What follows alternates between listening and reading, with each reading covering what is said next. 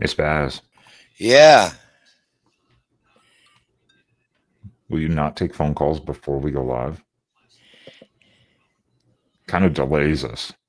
It does. We're trying to be a professional fucking I programmer here. know. All right. Roll the intro. Every week your team sucks. Every week we let you know we are here to make fun of you. The After Dark Show is upon you. The After Dark Show is upon you.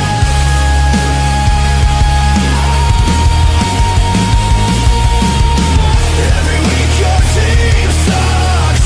Every week we let you know we are here to make fun of you. Every week your team sucks. What is going on, everyone? And welcome into the After Dark Show right here on the Quacking Off channel. As we are here to talk all things college football from the weekend. How is everyone on the panel and in the chat doing this Sunday evening? What? Why is everyone smirking? Oh, because Adam's muted and Sean's muted. Yep. And That's weird. If I mute people, usually I unmute them after an intro. You know, guys, I think yesterday was one of those college football Saturdays where you had a lot of cupcakes playing. Most of the teams that won should have won. Next Saturday is going to be when teams separate, and we're going to see a big change in the college football playoff, and it starts with Alabama and Auburn. It starts with Alabama and Auburn? no. It starts Friday. Auburn is very clearly not a have this year. Auburn has been close in every game they've played, and the game's at Jordan Hare, and they have a hell of a defense, and they have a mobile quarterback, which gives Alabama trouble. I think that is going to be a very difficult game to predict. But I think when I look at the games yesterday, I think we're going to see some big changes in the college football playoff. There's going to be some upsets next weekend, but one of them is not going to be Michigan, Ohio State. Yeah. Adam's a smart man. Ohio State's going to lose a fifth year in a row, 35-10, because Ryan Day does not want to play in a Big Ten championship game. He prefers. Like I said, we're modeling ourselves after Notre Dame. Well, the funny thing is, would he sacrifice this game of all games to not have to play in the Big Ten title game and make Oregon have to do it? That would be the funniest screw job ever. I would prop Ryan Day forever if he were to do that. Boy, like, can you imagine like things that like turning points in college football history? Like, this is not the same game anymore. Ohio State literally is throwing the game against Michigan. Literally No, that was last year. That was last year. But I mean, totally honestly, right now, is there any way Ohio State doesn't end up with the top 4 seed? I don't think there is. Even if they, Yes, maybe sir. if they got beat 66-0 or something, but outside of that, no. Well, So strategically, it is probably in their best interest to lose next week. Like, I mean, fundamentally, for real, which is why, like, I don't know, we got to do something about this whole conference championship game weekend. I mean, like, it may be more of a hindrance, unless you're in the ACC or Big 12 where you need to win that game to get in. I mean, those games only hurt these teams that are playing it, I think.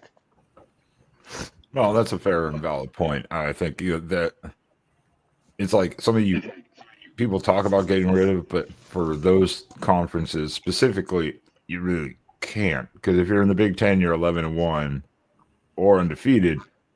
You don't need a conference title game, but usually in the Big 12, usually not always, but usually in the Big 12 or the ACC, you're on the bubble. Like you're that 10-2, 9-3. You're in that bubble range where it's like you really need that extra marker to like guarantee yourself not getting knocked out. So, in all fairness, I understand that point. I think the funnier, not the fun, it's not funny. It is kind of in a way, it's more shocking actually. I'm a little surprised by it. Because there is a team that just happened to come up earlier who doesn't have to worry about the ACC title game or the playoff. All they have to worry about is a coaching search. And after 9 seasons of less than 500 winning percentage, Cal finally fires Justin Wilcox. That big baby. Cal, why? This is, to me, this is just one of the dumbest things that Cal probably could do. Like, I don't know. It just, with all the other job openings, you're Cal. What do you do? Well, I mean, I think a lot of people are wondering how the whole Wilcox. Did you hear that? No, the whole Wilcox what? Oh. How sorry, how Wilcox hung around for so long, and then in a year where they're going to go to a bowl game. I mean, you lose to your rival. Okay, whatever. It's not like you haven't lost to Stanford before. So like, it's just now all of it, you've got a superstar, a potential superstar quarterback in town. Now you want to upset the apple cart? Now you want to start having standards? I don't get this. I really don't. I mean, maybe there's like more to this story, but come on. I mean, that is an interesting point. NIL collectives. Maybe I wouldn't think of Cal to be a super NIL driven program, but maybe that's wrong. Maybe there are some wealthy people who are speaking up. There are some wealthy donors in California. You got to remember, it's California. Well, hold on a second. Let's look at the University of California at Berkeley for what it is. We applaud Cal Berkeley for being a great academic school, but that was a rugby school. Yeah. Well, they're not a football program, and to expect that Cal's going to win 8 or 9 games on a consistent basis is unrealistic.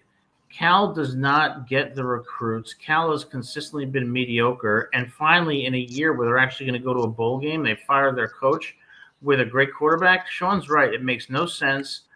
Their expectations are totally unrealistic, and the next coach they have is going to do worse than Wilcox. The timing is off. It's unrealistic expectations for the program, and Cal's not winning 8 or 9 games, except when they had Aaron Rodgers in 2006. But if they get a coach in like Tosh Lapoy, who's a graduate of Cal, who's a defensive coordinator, who has been recruiting the shit out of defensive talent, that will help them. That will get boosters giving more money to the program. Yeah, the problem though, guys, is Cal is never going to have the players. I mean, people talk about, Saban's one of the best coach ever. All these great coaches. Well, one of the reasons they were great coaches is because they had 5-star athletes all over the field. Cal's never going to have that. And I don't care who their coach is. I think Cal is going to be always a mediocre program, maybe a 7 or 8 win team in some seasons. But I just think the firing of Wilcox doesn't make any sense, given that he's actually having a good year. What was the reasoning? I'm going to assume it was just the same mediocre thing. But again, with the openings already on the market, I'm like, well, obviously they have some people in mind. They already had probably a list of 4 to 5 people that they were pretty sure they could go talk to or whatever before they did it. But obviously losing 31-10 to Stanford was pretty bad when you were favored. I can guarantee you it's the Tosh Lapoy effect. You cannot tell me if that is not going to be their first call. I mean, but Lapoy is similar. Like, he's a similar guy to what Wilcox was when Wilcox got hired. I mean, like they're almost identical. Like they're the situations, like Correct. But I don't know. There's a lot of smoke already going around that national smoke. They're naming Tosh as like number one prospect right now in a lot of players, a lot of places. Yeah, I can see him get. There are enough vacancies that I suspect. Josh Wilcox was never an alum. He is an Oregon grad. Okay. I mean, Justin Wilcox, excuse me. So is his brother Josh. They're both Oregon grad. Anyways, but Justin is an Oregon grad. So the only difference is that they initially boosters wanted true fact Justin Wilcox to get hired instead of Dan Lanning. A bunch of the former players and stuff. The Twitter found space. Out, oh yeah, a bunch The of Twitter space. bunch of the former players and alum found out, and they were like, absolutely no. Now, I will tell you this. The smart move, if Cal goes out and hires Tosh Lapoy, my mindset is you bring Justin Wilcox home to be the defensive coordinator to take Lapoy's place. People may say that's a little crazy, but Wilcox is an Oregon alum. People wanted him here. Some people did. But most of the guys that were against it were like, fine, bring him as a DC, but they did not want him to have the head coaching job at that point. So you bring him in as the defensive coordinator. He sits here for 5 or 6 years until Lanning moves to the NFL or maybe moves on or whatever may happen. But in 5 to 6 to 10 years, if you bring him back as the defensive coordinator, then he's ready to take over the program at that point. That's where they wanted. I think there's a great comment from Tony about this, and I think it's good. I think Lanning, if that's going to happen, he already has 2 or 3 other people lined up, way ahead of Wilcox. I think there's going to be a lot of smoke behind that because that whole Twitter space was against hiring Dan Lanning. It wasn't about wanting Wilcox. It was about not hiring from within. It was about not hiring about hiring Dan Lanning. They just. And I told you that day, I said, this was before you joined. I said, if they hire Justin Wilcox, I will abandon ship immediately because it will be basically a Titanic before it hits the iceberg. It'll just start taking on water to begin with because Wilcox is just not a great recruiter or coach. Sorry, he's not a great recruiter or head coach. Just not. No offense to him, love the guy, but not a great head coach. And I mean, I wonder how Wilcox would have done in a place that really sort of was more invested in football.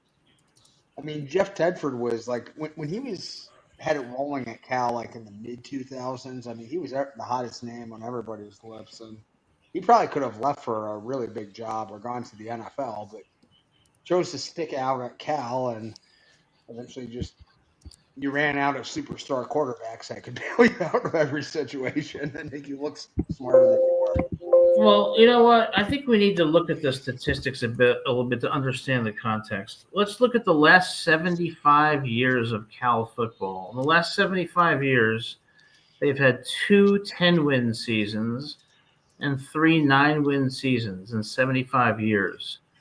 If I was a head football coach, if I was a college football coach, I wouldn't want to go to Cal unless, of course, they're going to have a robust NIL of $15, $20, $25 million. Otherwise, Cal, who does not typically get that many 4 and certainly not many 5-star recruits, is going to be mediocre, as their historical record shows. There's no appeal to this job unless they have the money that they're going to put behind it, and they're not going to put the money that's going to match any of the top schools, such as Oregon, such as USC, such as Ole Miss, such as Florida State, such as LSU, such as Ohio State.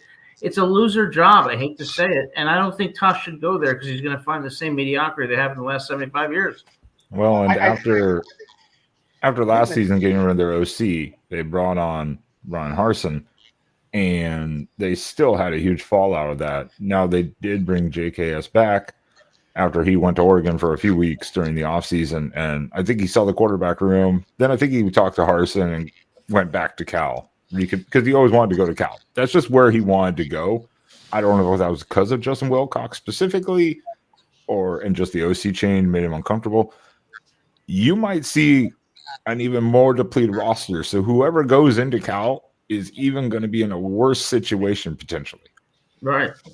And do you want to take that type of nosedive? Now I think Cal at this point in their life, football wise, is a good kind of starting program, ACC level wise, for a first time head coach. But man, that's a lot to take on when you're already, like, for Tosh Lupoi specifically, one of the highest paid assistants in the country. Do you give that all up to take on Cal and continue to ride a ship down potentially because you can't even fix it? I can tell you why he shouldn't take that job. Reason number one, is the athletic director. One of the biggest problems that coaches and other people in universities face is administrators who make horrible decisions and have unrealistic expectations. For this athletic director to say he expects 8 or 9 win seasons given their 75-year history is ridiculous. It's absurd. They're not going to do that. Anybody who wants to be a credible college football coach should stay away from that job. And think about it this way. Think about it this way right now too. Is Cal also the athletic department has co-athletic. They have co-athletic department Even president. Worse. They are directors. They call them co-directors of the athletic department. It's academics for you. They come up with these terms. Yeah. It's Larson and O'Neill, and right now Rolovich. Isn't Ron Rivera doing something at Cal now? Well, he's the GM. GM, okay. And then right now, Rolovich is the interim, the former Washington State and Hawaii coach. Remember, he got fired from Washington State for not taking the shot. How ironic is that? Yeah, he's the interim. You know what? Rolovich could. I don't think they will. It's too late in the season for Rolovich to prove anything, because I was like, if he had about 5 games and they went on like 4-1 or something, I could see Rolovich getting the nod to be like, cool. But I just can't believe the irony that he's a coach at Cal. I know. That is kind of funny, right? Washington State now at Cal, and he got fired from Washington State. But yeah.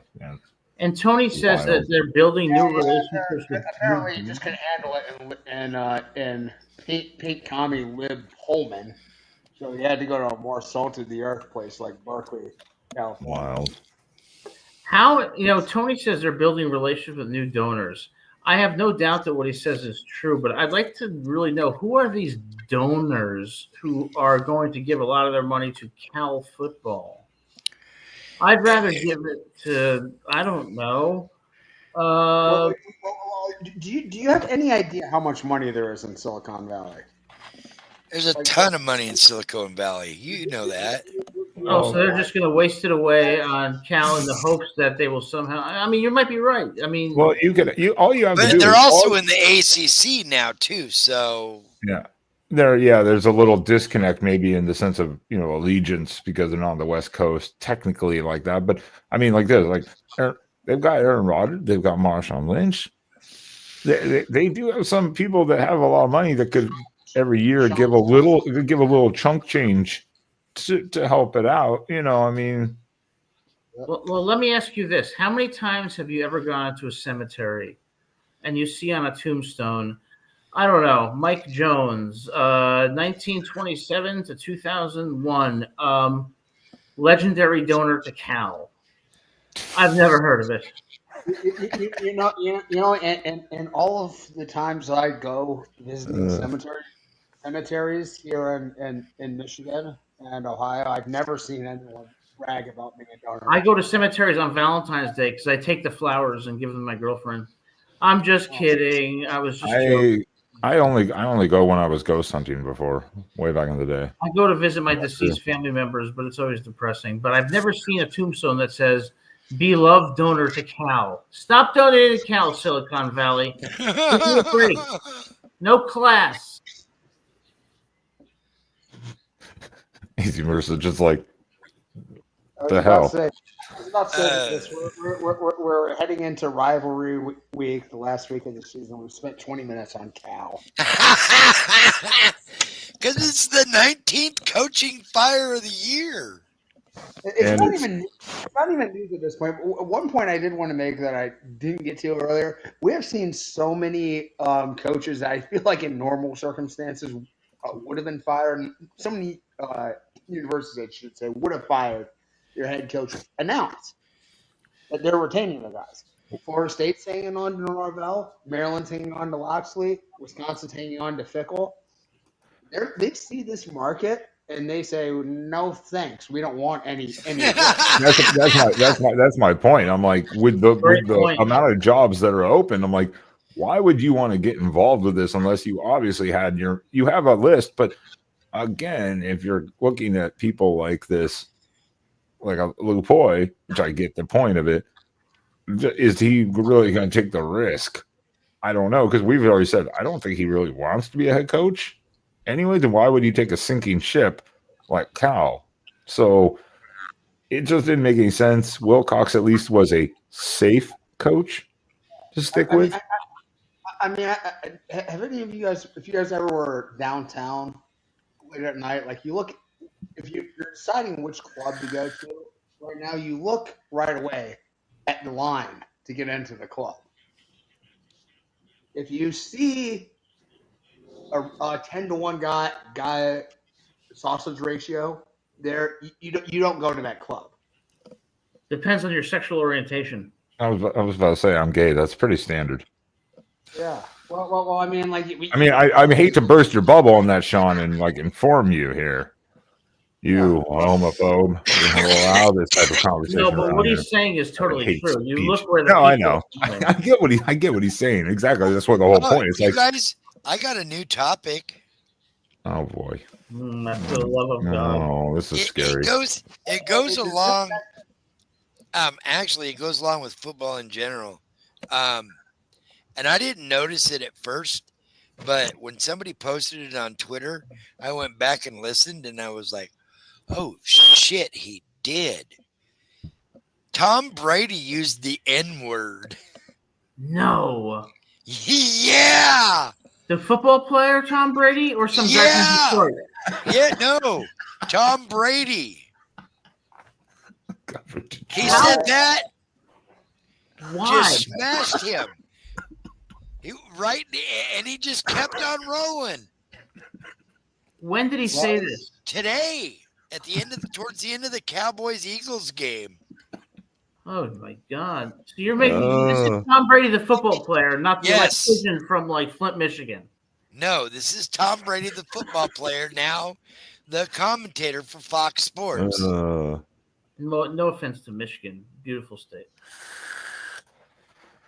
Is he fired? I haven't heard anything more other than it's kind of gone viral. Is he the new Jimmy the Greek? Honestly, Fox should be looking to fire him because they're paying him just a ridiculous amount of money for. Oh, they have to be. That he is absolutely not worthy of in any way, shape, or form. He is a below average color commentator. I'll say that. Yeah, no offense to Tom Brady. Like he's not terrible, but not like top dollar.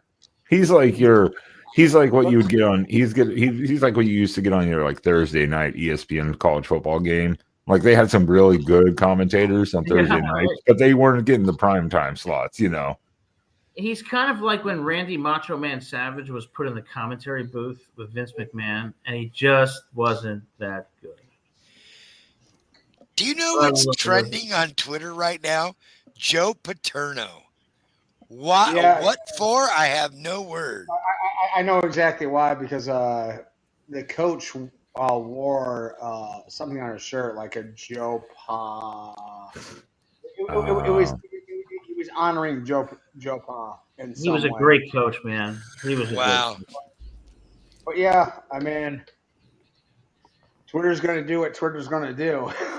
Yeah, I was like, if you're getting your news from Twitter entirely, you're getting Joe Paterno did not 50% deceived. know. Well, Joe you're getting only the highest quality feedback. You're on Twitter. That's the right? problem with social media. It gives morons a fucking platform. And Joe Paterno did not know about the Jerry Sandusky scandal in any great detail. And when he did, he said to push it up top to the administrators. He didn't do anything wrong. Taking down a statue was ridiculous. I mean, Joe Paterno reminds me of a typical East Coast, like, tough guy. Like, you're not going to necessarily love the guy. I didn't see nothing. All right, I swear to God, no. He was rough around the edges, but he was a damn good coach. Ugh. Oh, he was kind of your old school. He was just your old school coach. I mean, that's just kind of that was the era. He was like the kind of the final era almost of those types of coaches.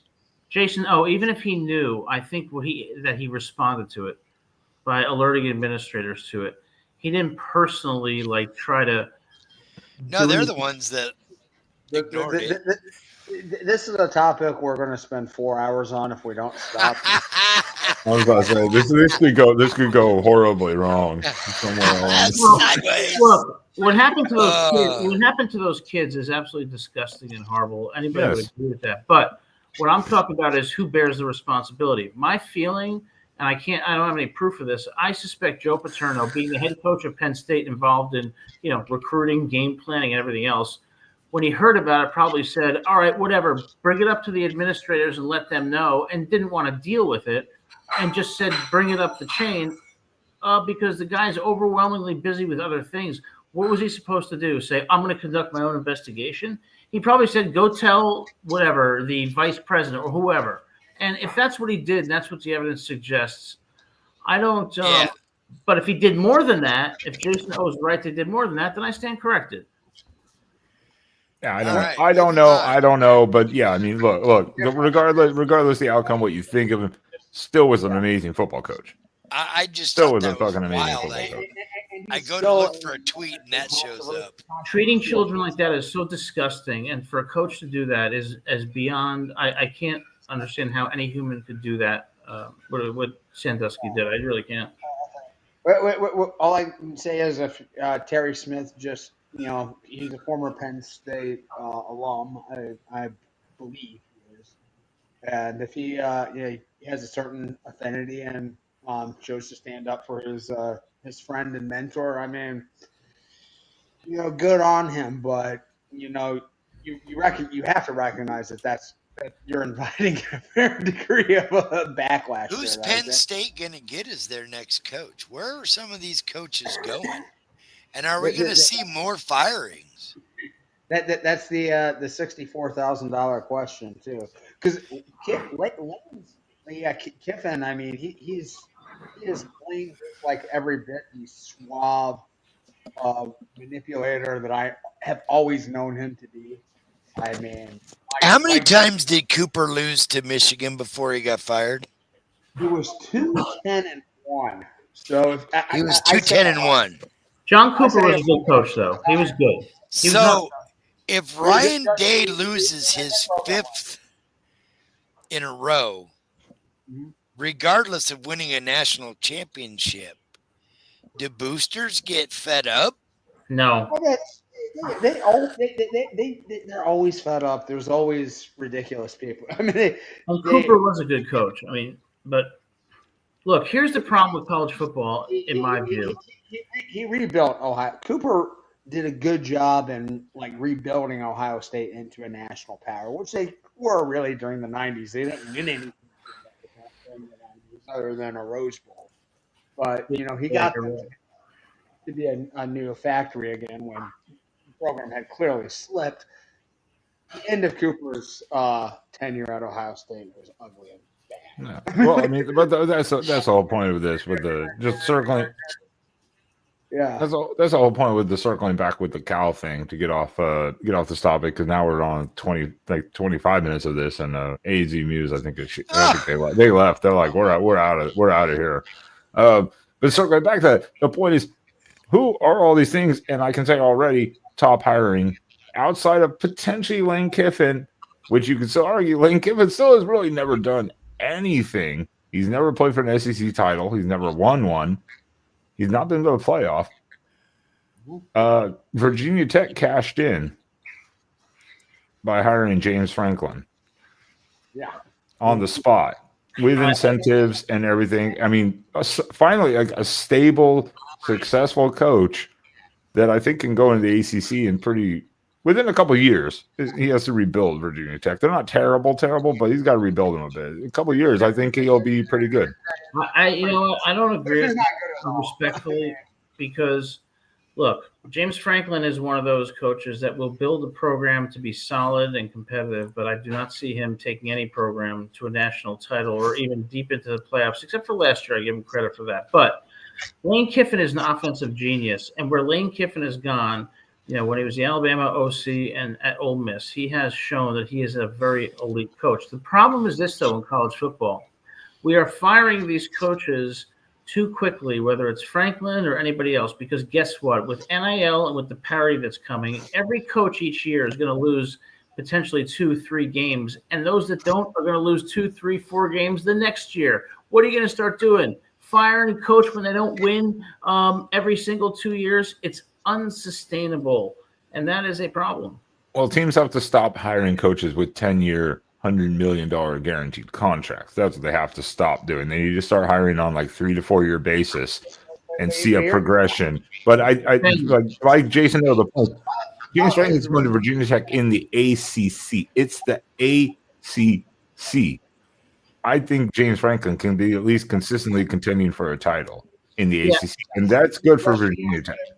Well, yeah, I agree with you, but part of the problem with the way Ohio State, Michigan don't play in the ACC, so that's yeah. I mean, it's and you're talking about these bloated contracts with these ridiculous guarantees. It's kind of what the market demands, though, right now. Like, if you want to get these guys to I mean, like, you think you're going to get Lane Kiffin for like $12 million a year with a $20 million guarantee? That's not going to happen. Well, do you know why these coaches are getting these contracts? It's because the people who are driving these decisions, whether it's hirings or firings, and the amount of money, is donors who don't know what the fuck they're talking about. You have the inmates running the asylum because they have the money, and that's what's caused this. But Jason makes a good point. Maybe we should talk about the playoff picture. I know. I was about to be like this. All right, everyone, shut up. If you're annoying Jason, it's time to move on. Yes. We're annoying Jason. It's like, yeah. All right. Jason knows football. I will tell you that. He knows football, man. We have the weekend to recap a little bit. Let's talk about a few of the games that mattered the most. There was only a few because most of the games really did not have any impact or matter whatsoever in the sense of the race. But as we do that, we have to remind ourselves, Hate Week is here. It is officially rivalry week in general for most of the teams. Ohio State, Michigan, Alabama, Auburn, Oregon, Washington, and the list goes on. Arizona State play this week, etc. Georgia Tech. It is Hate Week. It is the rivalry week. But this last weekend, we had some teams who forgot that they were still in contention for bigger things before rivalry week. Thinking about Georgia Tech. There are 6 games coming up this week. One of them includes Georgia Tech, where there are several very vulnerable teams that will alter the playoff picture tremendously. And those 6 games are going to result in several upsets. And one of those 6 games is Georgia at Haynes King and Georgia Tech. I am predicting Georgia Tech upsets the Bulldogs in Atlanta. Ooh, Are you thinking that loss to Pitt was they were looking too far ahead? They were looking at past Pitt? Because I was watching that game when we were doing our post game, and Spaz was like, holy shit. And I flipped it back literally 5 minutes into our show, and it was 28-0. I was like, wait, what just happened?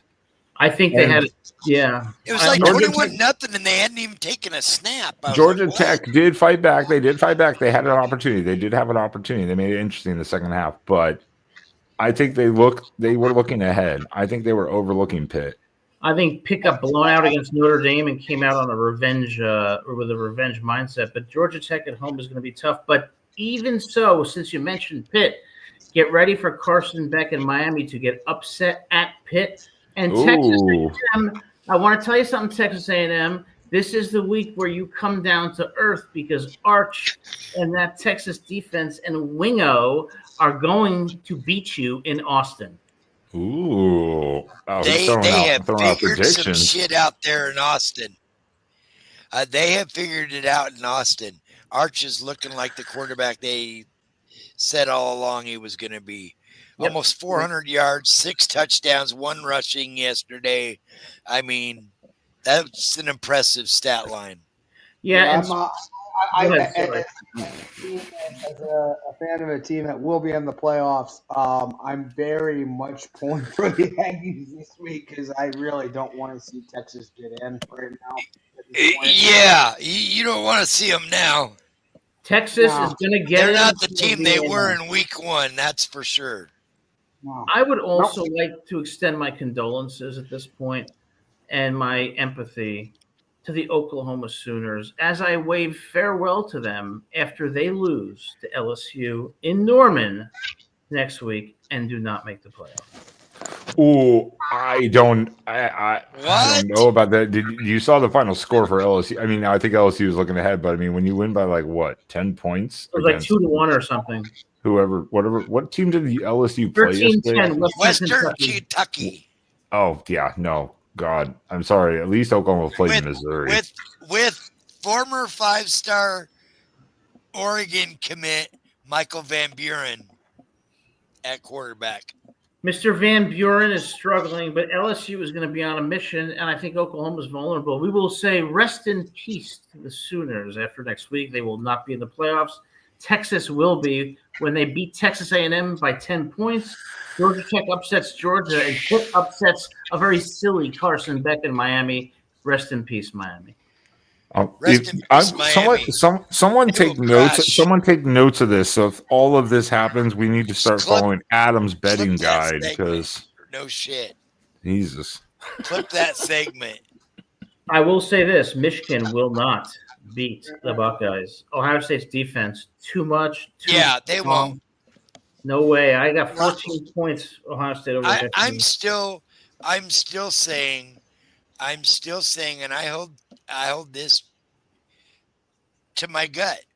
Ryan Day threw that game on purpose last year so that they could avoid and go into the playoffs rested and not have to deal with and not have to deal with a month-long gap in games played. Sean, what do you think? Well, I mean, like legitimately, we had just as long of a gap as we had almost as long of a gap as we would have had we won. In all fairness, they did. They had two and a half weeks. We had 3.5, something like that. Yeah. So there were. I mean, we were just really beat up, and that extra game, that championship game, didn't help recovery. No. I mean, we need to reform the whole system right now because, like I said, I don't think there's a whole. If you're going to make the playoffs, you're probably better off not playing that conference championship game.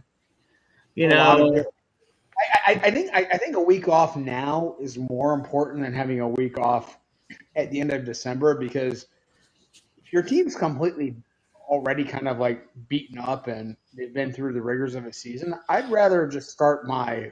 But you also don't want to have.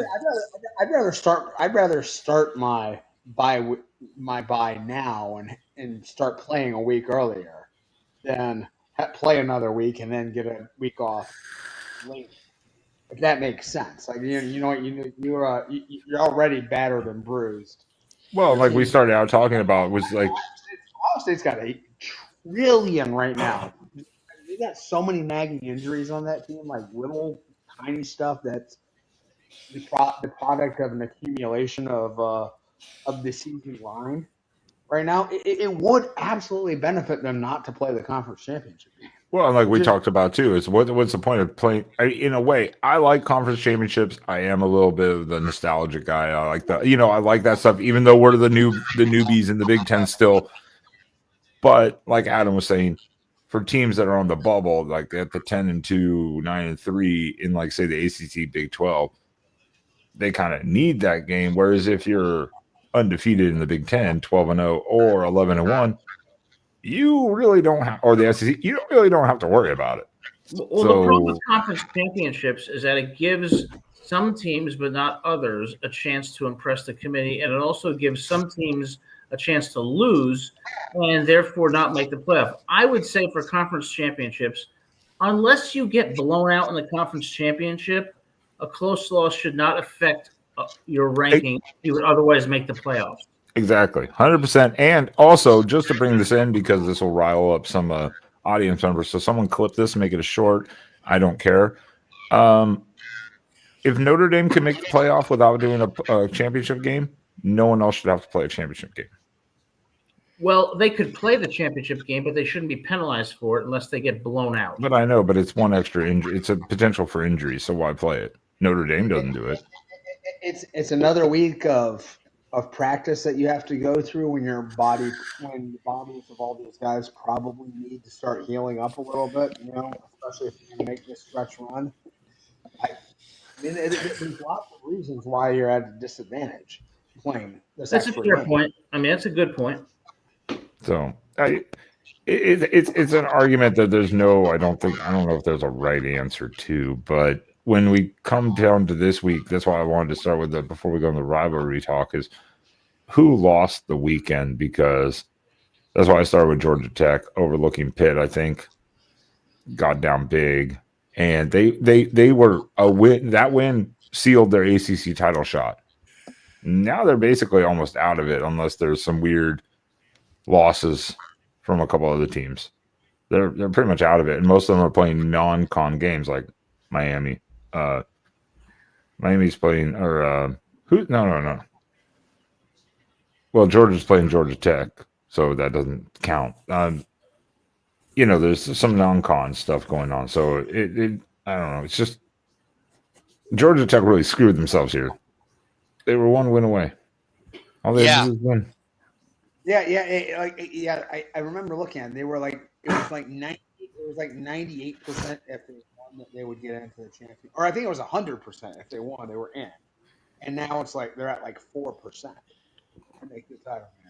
But they will beat. In my opinion, they'll beat Georgia, and if they beat Georgia, they're in the running. But if you said who lost this? I mean, yeah, they also have 3 losses. Oh, I'm sorry, they have 3 losses. That's my bad. Yeah. You say who lost the weekend, and I'm gonna say something controversial, but if you give me 30 seconds to back it up, I'll tell you why. Okay. All right, moving on. And I'm going to tell you why. See, this is I get canceled. I really, it is unbelievable. The reason I think Oregon lost the weekend is because they won in 2 overtimes, or was it 1 against Penn State, and then they lost to Indiana. Against USC, yes, they dominated at times, but they still look vulnerable on the defensive side. And I kind of got the sense that this is a really, really good Oregon team, but not an Oregon team that's going to go very far in the playoffs. And I hate to say that. But I went to USC, remember, and my team isn't going anywhere except maybe to the prom. So forget you can take my opinion for what it's worth. But I just felt like Oregon looked like one of the USC and BYU in the Alamo Bowl. Yeah, that would be a good one, actually. That was the prediction today. That'd be a good bowl. Actually, that would be a good bowl game. Actually, I'm going with BYU in that one. Because that's saying BYU doesn't make it to the Big 12 championship game, which means they'd be stuck in a regular bowl game. And USC, they both be 9-3, 10-2. Yeah. I would watch the hell out of that ball game. That'd be a good one.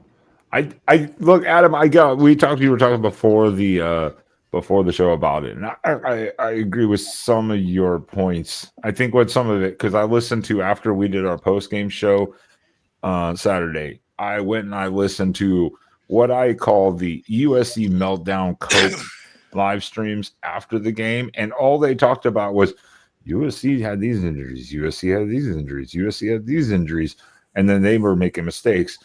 None of them almost at all identified the fact that Oregon lost their starting center in that game. Their tackles were out. They were still without all their receivers. Even their standing receiver, McClellan, got injured after his first catch and then came back in. He only had 2 other catches, but his shoulder was messed up, but he came back in for the game. We had injuries too because USC's center went out, then Oregon center went out. So it was like backup center, for each team. So I mean, there wasn't. How about the fact that USC hasn't been able to stop a running attack the entire season? Exactly. They did pretty decent. They did fairly decent. They did better in the second half. Yeah, they did in the second half. First half, we kind of mushed them a little bit. Oregon, but in the second half, they played much better.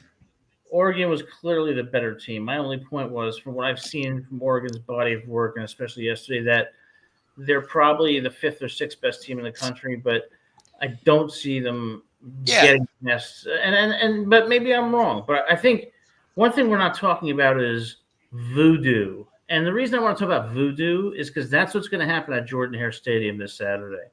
Crazy things are going to happen when Alabama goes to Auburn.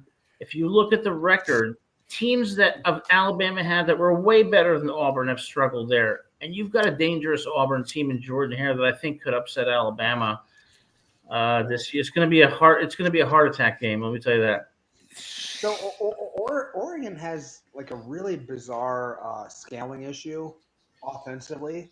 Every time their offense plays a team to like a certain level, if they're like beneath the top 30 defense or something, Oregon puts up 600 yards and 50 points. It just makes them look silly.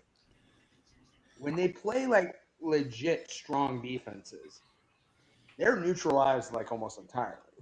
Against like Indiana, Iowa, I mean, this team just, for whatever reason, once the level of competition hits a certain point, they just don't. They function at about like 30%. I think they've learned over the years, and under Lanning, I think even outside the first couple of years, they learned to win in different games, different style games. So like the Iowa game, that was an Iowa game. That's what Iowa wanted it to be. Iowa like dictated it in a way with the weather, of course, and they still won. And that shows that Oregon doesn't have to like put up 30 points to win. In all fairness, I will say there are some kind of like, it's kind of hit and miss a lot of times. Like the Wisconsin game, I kind of overlooked because of the fact Dante got his nose broken and and got pulled from the game. It was kind of like, okay. And you got to give credit to Oregon's resilience. And there were weather issues, but yeah, even Wisconsin, not a great team, but a solid defense, a good defense. Yeah, I'm not. And Wisconsin, I've listed as Wisconsin, and I could say Iowa too is like our new Stanford.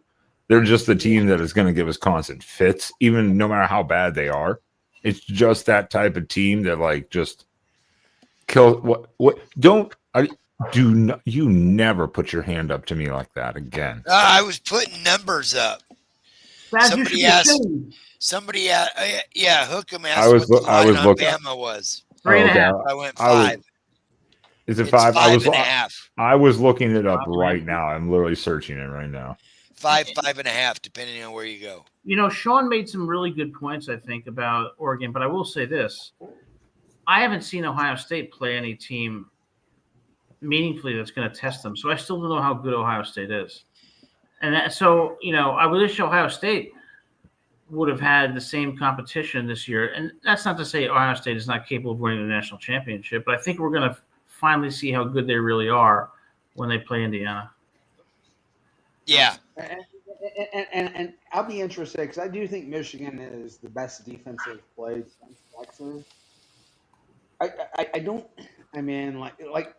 intellectually, from a football perspective, I don't think I wouldn't think they're at much risk of losing this game because I just don't. I think they're going to shut down Michigan's offense. 38-14 unless you don't have your two receivers, then Yeah, who knows? 38 would be great. I mean, 38 would be it would be a really nice number to get to. Ohio State is so superior to Michigan. Yeah. Well, Right now, it's a 9.5 point spread, depending on where you look again. 9.5 points for Ohio State over Michigan right now. Yeah, and I mean, I would say that seems a bit short, but I was the one last year that said 23 was way short. Like I thought that game wasn't going to be. how banged up is Smith? Ohio State is so bizarrely confidential and clandestine about injury information. I think anybody that's telling you they really know is lying. It was more just a precautionary, probably. Like, we don't need him. If Ohio State was playing Michigan on Saturday, they would have been out there. Yeah, like most likely they're going to find some super illegal. He looked pretty limpy on the sideline, though. They're gonna find some super illegal weapons grade cortisol to give him for this, and he'll probably look like Superman. Someone clip that and send it to the NCAA right now. He looked. He's got insider knowledge. I'll say this: he looked very limpy on the sideline Saturday. Yes, and the week before, I mean, in that the UCLA game, I like, that's not good. When I saw him going into the locker room at halftime, I mean, like he's. I think he is a little. I would say this: I wouldn't be like blown away if he's not on the field. So, like, I expect him to be out there, but I don't think it's like a given, 100%. Right. I mean, because I mean, you just never know with this. So we kept when JSN was out that whole year. There was discussion every week about whether this was the week he was going to come back. Welcome to Oregon and Dan Lanning and Evan Stewart and Decorian Moore. Yeah, I was going to say that too. I was like, well, yeah, the same thing, because I thought Decorian would be back, and they're like, nope, they're without them. I'm like, ah. I think Ohio State rushes for over 200 yards against Michigan, and the running game is going to wear down that otherwise good Wolverines. I see a game like 30 to 13, 30 to 17 Ohio State. Is it? I also, I mean, I think this defense for Ohio State is so superior. I'm like, it's so fucking good. I think they really, honestly, might hold Michigan to like 10 or less. I mean, Bryce putting a true freshman who's already struggled immensely with reading the game this year, who's already made a lot of mistakes. Putting him against this extremely experienced defense. With an NFL coordinator, I mean, like, that's the one thing. I mean, if Michigan were to win this game, I think they have to win it like they did last year, where like offense just doesn't matter. Yep. Yeah, I think that they have to make you like it's like an Iowa game. Michigan has to make you play it the way they want to be played. And Hookham's like, do they even release injury reports throughout the week? I think every conference has their own like regulation on what they have to do, and it's usually game day, isn't it? And then they can put questionable. But I mean, like they usually just put in or out. Like they just declare certain players out. But it's like game day, isn't it? It's like 4 or 5 hours before the game or something like that. If that, yeah, it's usually within the last like 3 or 4 hours. I mean, Oregon's been doing that for years. Chip Kelly was the same way. He was those. I'm not talking about injuries. Don't ask me. Fuck off. Pretty much. Guys, we're not talking about the game of the week that Chip Kelly coachless again. Will he get another coaching job in college? Yeah, he was such an idiot to leave Ohio State for the NFL. I always say, Yeah. if you've got a good job at an elite college program, that's way better than coaching. And you don't even you don't even have to really recruit that hard for Ohio No. State. Out of Ohio State, You really don't have to, especially after you just won a national he can let title. he can let the coordinators do all the recruiting. Well, yeah, the position coaches. Yeah. Yeah. And you just won a national title, so it's like, hello, you don't have to do anything. You're just like, hey, we'll make you good.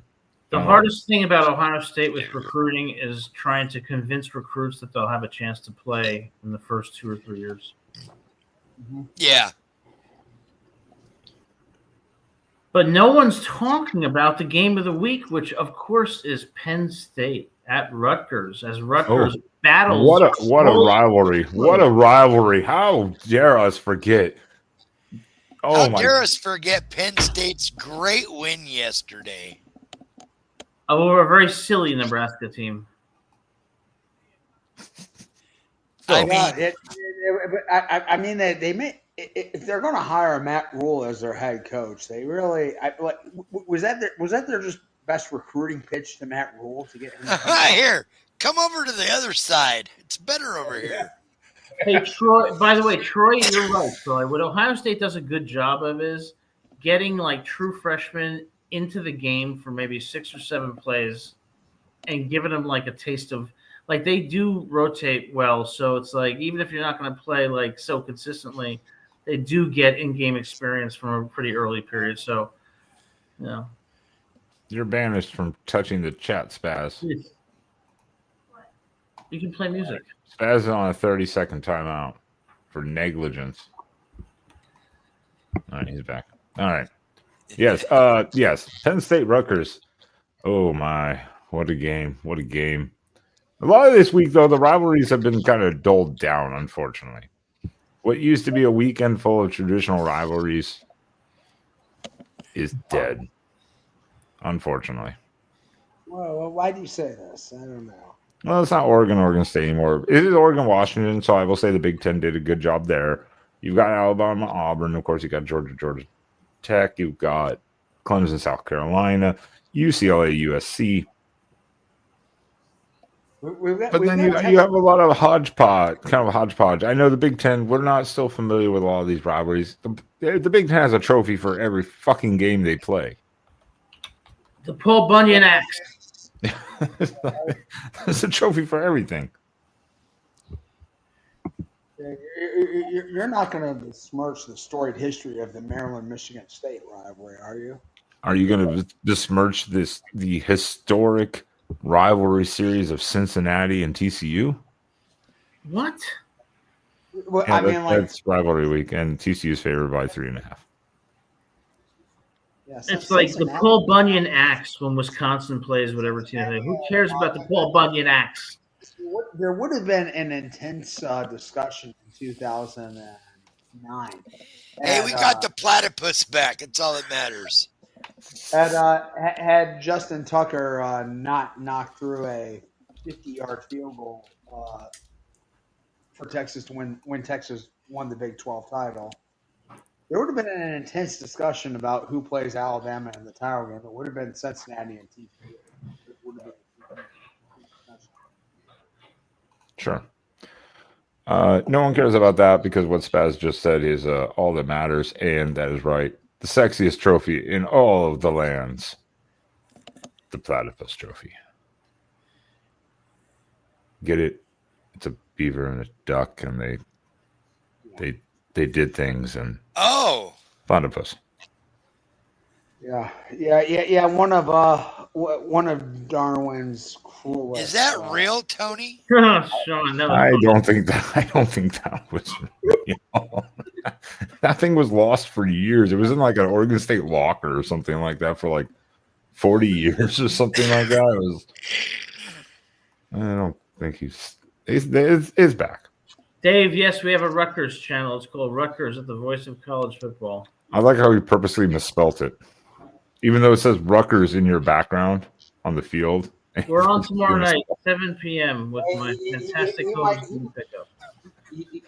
Dave is probably on one of those motorized sweeping machines on the University of Minnesota's campus right now. I will. He's probably collecting trash and talking on his using voice to text. I will do Adam a solid here, and I will put this in our chat. Rutgers live. I'll just put Rutgers channel. Thank you. I appreciate that. Hopefully it'll result in a win against Penn State, but I don't see us beating Penn State. I thought it would be close, but after Penn State demolishing Nebraska by 27, then us, nah, I don't think so. Such positivity. I'm upset with Rutgers, and maybe I'm just a pessimist, but too much mediocrity year to year. You all are forgetting the key rivalry tomorrow. Or not tomorrow, sorry. Next week. It is the battle for the Pac-12 title. Take 2. Where Oregon State goes to Washington State to play for the second time this season. Let me tell you something. Strange things happen in Pullman in a night game. I've seen USC go to Pullman and lose at night. Strange things happen in dreary Pullman at night. Watch out. Oh, by the way, Washington State's favored by 13.5. I'm pretty sure they're going to win. I imagine strange things happen in Pullman just regularly. That's true. And Spokane. Pullman that's like Northwest Deliverance country. Yeah, and you know what? I hate to say this. It makes me think of Mike Leach. Rest in peace, Mike Leach. What a great guy. The Pirates. It makes me think of Nick Rolovich and how hilarious he is that he's coaching at Cal. Makes me think of a Mexican restaurant that I went to with Mike's girlfriend at the time in Spokane. Had one too many margaritas and fell and hit my head and had a very bad headache for 2 days. Unfortunate.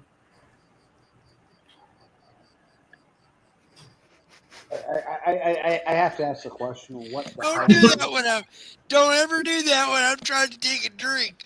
I just almost spit shit all over my computer. Oh, is that what was happening? Yeah. Okay. I was like, what is going on right now?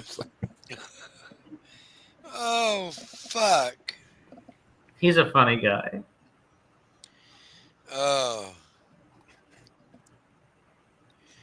I mean, Alabama Auburn. Yeah, I mean that game is Texas A&M. I mean, okay, if Georgia loses and A&M loses, or even if Georgia doesn't lose tomorrow, but they lose in the conference title game, obviously they're going to bump out of that 3-4 spot at that point. Now you've got, and if Texas beats Texas A&M, now they're going to drop out at least to 5. Does Oregon literally not even have to play their conference title game and can slide into a 3-4 spot? I mean, No, I don't think. they've already jumped LSU in all the polls. LSU has been out of the polls. I mean, not LSU, Ole Miss. Yeah, Ole Miss in the AP though. I think Oregon beats Ole Miss. I think Ole Miss is ranked too high. But Ole Miss. It's I tough. mean, it's going to be tough. Oregon or Ole Miss that moves into that 3-4 spot. And if Georgia and A&M both lose, there's 2 of them they're going to drop out. So there's 2 open spots available. But I mean, like A&M will still probably play an SEC title game. Yeah, I think so too. I'm not sure what the deal is. I think you would have to see 2 teams lose back-to-back games, like say Ohio State lost to Michigan, then lost to Indiana. If they were in the Big Ten title game and lost then to Indiana or something like that, then they would drop probably. But in that would open spot, same as A&M lose to Texas, getting the steal of the title game, lose again or something. You would have to see a bunch of Ben, You'd have to see a bunch of different things happen. Well- I'm not putting it out of the mind of the possibilities, but Hey, Ben, can we pull up the standings for each of the Power Four conferences and maybe like an article? Yeah. And here's the thing about it. are you asking me and demanding me to do things? I think it would be good content. Okay, Because, We need the scenarios. We need the yes title yes. game scenarios. All right. Well, you are not gonna like this. Let's I'll do this. Well, if I share a screen, we're gonna go tiny as shit. Do you want me to just tell you go over the conference by conference? Yes, but speak it in a different language. Was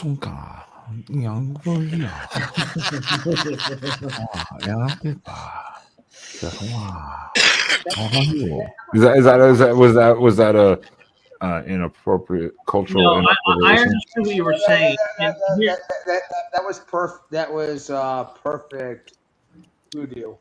That was like ASMR shit. Someone's gonna get off to that later. the Chat, athletic. behave yourselves. What's this? You wanted to see it, so oh god, okay, that's too much. You wanted to see it, so don't blame me. I don't know if I can. I can't do it this way though. That's not my problem. It's not going to come out right. So, for instance, this is the ACC. So we got Virginia, Pitt. Pitt plays Miami this weekend. So Miami plays. they play Pitt. If Pitt plays Yeah. Miami, plays Pitt. Yeah. Pitt jumped, of course, because Georgia Tech let themselves lose. Yeah, Virginia plays Virginia Tech. Who does SMU have? SMU has Great James. No, crap! I just saw it's on Saturday, not James Madison, I believe. No. Don't start talking about that in North Texas. Please don't tell me a group of 5 schools is going to get into the playoff. Please. No, SMU is at Cal. Okay. Oh, All right. So that should be a win. Which, if you look at this, Virginia plays Virginia Tech. I assume Virginia's going to win that game. Pitt plays my. So basically, all they need is Miami to play Pitt. If Miami beats Pitt, then SMU gets in with a win, no matter what. I think pretty much. Did SMU beat? They would have to. They have. I mean, because there would only be 2 teams maximum with one loss. Yeah. So, And why are any of these teams in the playoff? My God. So Virginia, I don't know who would get it. Like if Virginia, Pitt, and SMU all won, I don't know what the tiebreaker scenario would be in that. I don't know. I don't know. here. If Virginia and SMU take care of business, Miami takes out Pitt, which I think is the most likely scenario. Then we would have a Virginia SMU. Yeah, that's the easiest scenario. I'm sorry. I don't care if it's Virginia, SMU, or anybody else. They don't belong in the playoffs. This is ridiculous. See, that's You're such a hater. That's all you're. Now let's look at the Mid-American. No, I'm kidding. Jason No. was right. Georgia Tech would be the strongest threat. No, we'll stick it to the P4 plus the American. We'll go through the P4. Okay. Let's since I'm right here with the American, let's go with the American. Let's go with the American. Don't you dare. Okay. So we got North Texas has taken a commanding lead in the. I mean, in the conference, it's close, 6-1, 3 teams. They're 10-1 overall, which is wild. Who cares? Could you imagine North Texas with their white and green wing helmets at Oregon with their black and white wing helmets going against each other or something like that in the playoffs?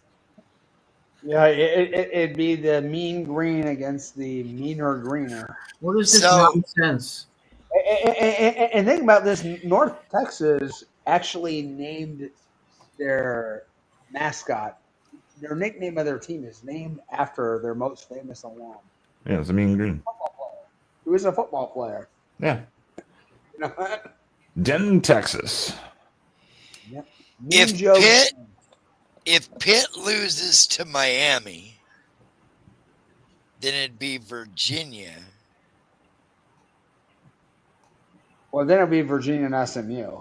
I don't No, care. it'd be Yeah. If Pitt loses to Miami, then and Virginia SMU. then it's both, SMU. Yeah, SMU Virginia. SMU has to beat California. Pitt lose to Miami. Miami needs a lot of shit to happen, so it's not them. And if Pitt wins, We've like moved Then on from they're the in. ACC, and he's now catching up. Jason, I think Stone Cold did go to. But he was actually taking the task seriously and like doing work and looking this up. So what happens if Pitt wins? Pitt wins, they're in. No. Yes.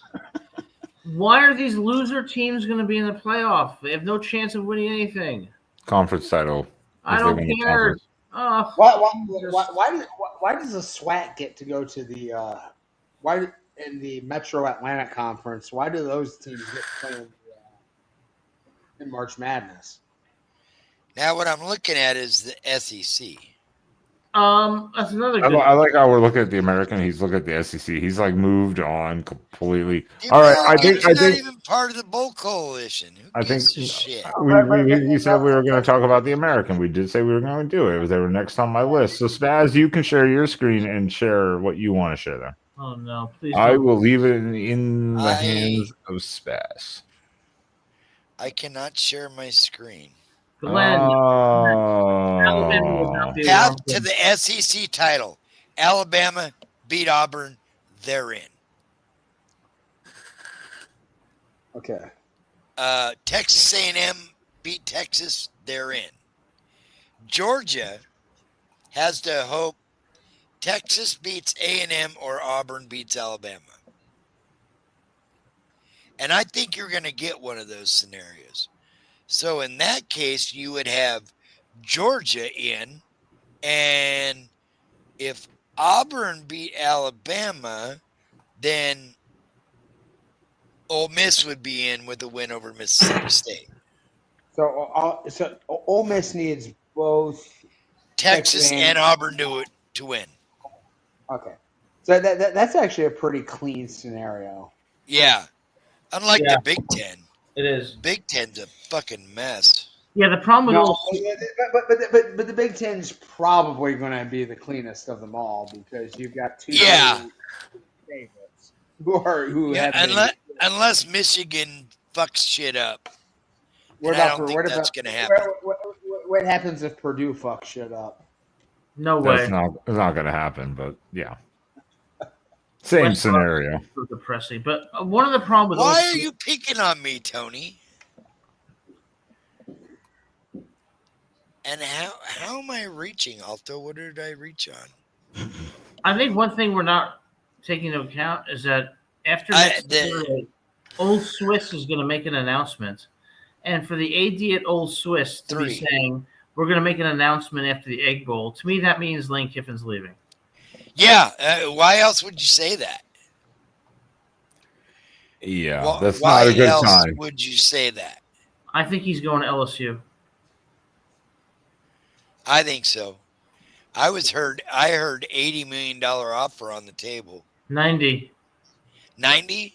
90. Jesus. Boys, it's not a good sign when just like a week or 2 weeks ago, we were talking about like, oh, they offered him a brand new contract, signed, no problem. Ole Miss got him, and then the AD's like, well, we'll talk about it after the Egg Bowl. That means he didn't sign. That means he did not sign it. I would stay at Ole Miss if I were him. No, DeBoer to Penn State. No. DeBoer would not fit in at Penn State. I don't think at all. I mean, maybe he would, but I don't know. I'll tell you why DeBoer would go to Penn State. He would go to Penn State for one reason. If his family and him hated Tuscaloosa and hated the expectations of the fans, he could do that. I don't see it happening, but that would be the only reason I can think of. Well, let me tell you a little thing about State College. State College is Tuscaloosa North. I mean, Well, that is true. That is true. It is not. It's not the place you want to go if you want to be in a more urban. So what would happen if That's true. if Kiffin says he's going to LSU and like 10 days later something crazy happens and either Bama says get out or DeBoer says screw this, I'm out of here, and now the Alabama position comes open, could he have a buyer's remorse and renege and go to Alabama instead? No, because Alabama would never take him, because there are people at Alabama who don't want him because of his off-the-field conduct when he was the OC, and that's why they will never hire him at Alabama. And that's All at right. least when I was at Alabama, that was the rumors that were heard. They were credible rumors. Not that he did anything horrible, but he, in ways that some would say was unprofessional. Oh, But damn. not things that you would say, oh, he's a bad person, but things that you would be like, yeah, you shouldn't have done that. Really, Tony? That's a mic drop and a half. Where is it? Lincoln, Tony, that's not a bad prediction. Kiffin back to USC. Oof. Watch they pick him up. Watch they pick up. They have to literally make him walk the same tarmac or something. Like, hey, we'll pick you up in Arizona or something. Tony, I said that 2 years ago. I said Bradley should be fired. You stole my fun thunder. His introductory press conference should be on the exact same stretch of tarmac that he was fired on the last time. Exactly. Like, well, let's have a meeting in Arizona, and That then is like, so badass. Oh man. oh god. I think that Brian Kelly should be the next head coach at Michigan. Sharon Moore should get the boot. If Sharon Moore were to beat Ohio State again, that definitely would not be happening. Yeah. Michigan's not beating Ohio State. It's going to be ugly. Michigan should cancel the game. Well, I know, but everyone's thought that last year too. So Yeah. I would cancel the game across Michigan. Cancel it. Concede the loss. They've done it before, so Not this time. it was only 5 years ago they did it. Michigan actually should have beaten Ohio State in Columbus several years ago when on 4th and 1, Ohio State did not get it. But the spot was way too generous. Moving on. why is he using my avatar? Damn it, But it was close. Oh, So it was close. So you can't say Ohio State shouldn't have won the game, but it was a questionable call. But guys, I've got to run because I have to go. I have a dentist appointment. So but I will be back. I'm just kidding. I don't have a dentist appointment, but I have to go to sleep because I'm heading back to New Jersey.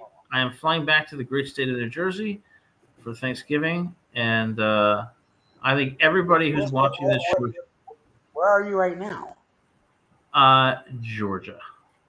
Okay. And he's trying to tell us he has to rest up for an oral exam in the morning. All right, listen. I have to. They say I have to get a scaling procedure.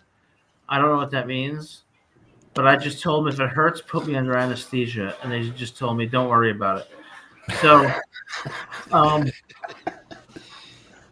God, I really hope that's not who it is. Jesus. but in any event, No, I'm just so you guys are great. joking fit. Good discussion. Swallowed. I'm muting his bad. Every time he coughs, it fucking bursts my eardrums. God damn. Spaz, cough on purpose, even though you don't have to. My God damn. It hurts. Sorry. The funny thing is, he still sounds like a genuine cough still. Dave Valensky, shut up. No, it isn't. What a rude thing to say. Oh God, hell. So see, this is what Dave is doing is what they call in the psychology profession projection. Dave, I'm 50 years old. All right, I'm not 20. Wait. Did you stop jerking off at 50 years old? Look, the bottom line is that comment is inaccurate. All right, that's inaccurate. I'm 50 years old. And there goes the show. Yeah, I was like this took a drastic turn all of a sudden. I'm 50 years old. I read Off the Architectural cliff. Digest and watch Sesame Street. God damn it. Oh shit. Oh no, God. Shut up, I really to God hope that is not you, Brett. Because if that's you, I am really sorry for you having to see this shit. I Guys, warned you. I'm I 50 warned you to check us out. I'm 50 years old. I'm too old for that stuff. I mean, Jesus. I mean, it's not like I'm 18 anymore, you know. I'm looking forward to the prom. I'm old. I'm going to be on Social Security in 15 fucking years. I mean, it does look like you're trying to go to the prom in the 50s or in the 80s. No, you know what I look like? I look like Elvis Presley in 1977, and that's not a good thing. A few too many of those special sandwiches. I love peanut butter and banana, especially with bacon on it. Fuck. But guys, thank you for having me here. That was Cheers. my post. And Jason, you got to help me with my self-esteem after the Penn State loss. Yeah. So thank you for helping me quack off. Yep, you can quack off, and we'll see you soon.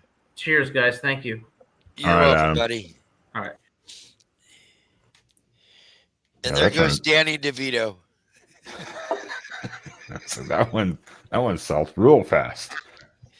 Oh shit. I don't even know where we were. I don't either. I had a coughing fit. Adam went on a jerk off session with Dave. Yep. Adam is on a flight to Minnesota as we're talking. Yeah. Terrible. Terrible. But at least we're not into these 6-hour damn shows anymore. Hour and a half, 2 hours, perfect. Yeah. There's the 5 hour, 6 hour ones. Those are rare and random. Thank God. Thank God. Those are absolute killers. It's like sleeping till like 1 p.m. Like, no, absolutely not. I got a schedule if we're going to do that type of stuff these days. Yeah. No, rivalry week is kind of dead. I mean, I did want to. So yes. We went through ACC, Big Ten, SEC, Big 12 title scenarios. Oh yeah. Oh, what a mess! What a mess the Big 12 is. I think too. Yeah, that one is. Hold on, I got it. That one's pretty rough too. I'm looking at it right now. I think Texas Tech and BYU, if they handle business, are pretty much a lock. Utah's right there, but Texas Tech is. I think BYU has to. I mean, Cincinnati's kicker has to be under investigation after last night's game. Right. That was awful. I mean, like, you got down the field immediately, right there, and just shanked it like completely. And all Texas Tech has to do now is go to West Virginia and win. And I think that they will probably do that pretty well. Right now, they are a 20.5-point favorite at West Virginia. Yeah, Texas Tech and BYU win, and it's them. Yeah, it's easy. It's a rematch. But who's BYU have? UCF. Okay. Which should be pretty good. Both big favorites in their games. So, yeah. Expect that to be pretty clean. Yeah, it should be a rematch. I don't think it will be a rematch that looked like last time, though. No. Yeah, maybe. I mean, maybe. I mean, I really, mean, Texas Tech, especially defensively up front, they're legit. They're no joke. Yeah, at all. Utah and Arizona State need a lot of help.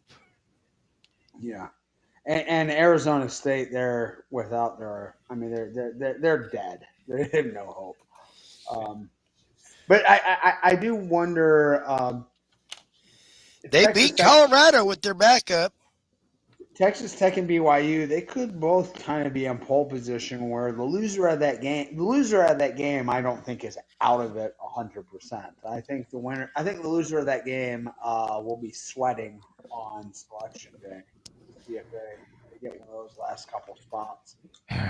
It's gonna be tough because Arizona State obviously has 2 conference losses now, and they are the only ones that beat Texas Tech. Yep. So, but they need help because Utah's ahead of them, and Utah's come on strong. But then they just had that wild performance against Kansas State, like wild.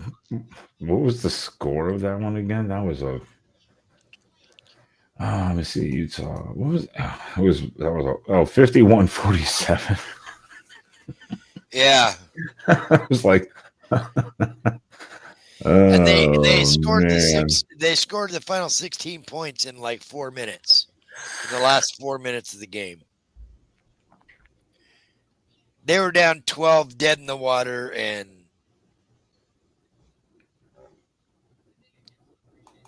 see, yes, Jason, to answer your question, it was started. I think that was Spaz, but yes, see, it's still a football show. James Madison, James Madison's the top team of the group of 5. Yes, James Madison could definitely. they should be in the 12th spot starting Tuesday. Yeah, they could definitely be. They're the team now. It'll be interesting though because whoever the American champion is will get like a pretty strong data point winning that conference championship game, and that might catapult a Tulane or a Memphis above Madison, who's not going to have any the rest of the way. So it'll be interesting to see how they barter out that last playoff spot. And yes, Hookham, K-State rushed for 472 yards. I thought it was 372. No, it's 472 yards. Joe Jackson had the all-time team record for 293 yards, and they by himself, and they lost. And that was 293 yards on 24 carries, 12.2 per carry, and 3 touchdowns, and they lost. They lost the Farmageddon. Yeah, and that's because they only K-State only they lost to Dilly. Yeah, K-State. Well, which game are you talking about? K-State, right? Wait, we're talking K-State, Utah. Yeah, that's right. That's why I was like, what are you talking about? K-State, Utah. But K-State only passed for 102 yards. 100 and something, yeah. Whereas Utah was 292 on the ground, 259 in the air, like almost 50-50. And that's what helped them come back. Because I think a lot of that rushing yardage from Kansas State was probably in that first half when they got up big. And then Utah adjusted.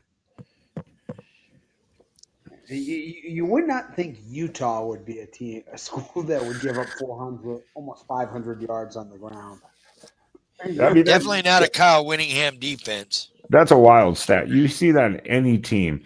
You could say they didn't even throw the ball and won the game. I mean, that's almost 500 yards of offense just in rushing. That should win you the game. Yeah. Because time of possession, too. So that's just a wild. Yeah, like you should just be holding the ball for like 4 to 5 minutes. But no, the guy had a 60 and a 70-plus yard touchdown run, I believe. Yeah, he had a couple of really big runs that really padded the stat line. But still, I mean, when you see that type of stat line, you should be controlling the clock, too. Yeah. You're not talking 250 yards with 280 280-yard runs or 270-yard runs. You're talking 472 yards. Yeah. All right. Since it's just us three and Oh no! whoever's in Don't chat, don't go into that type of mode. no, Yeah, let's This is where it gets dangerous. I'm listening. I'll be right back. all right, yeah. Oh, you scared Sean off. We should go to the two biggest. We should go discuss the two biggest rivalry games. Well, three. We could go three. Four biggest rivalry games if you two of them from one conference. Oh, and two of them from another conference. Imagine that. I think we've talked about You all got- of them almost. Well, I know, but we really haven't gone in depth. People have been asking questions, and we've had to star them. And Okay, you fine, know, fine.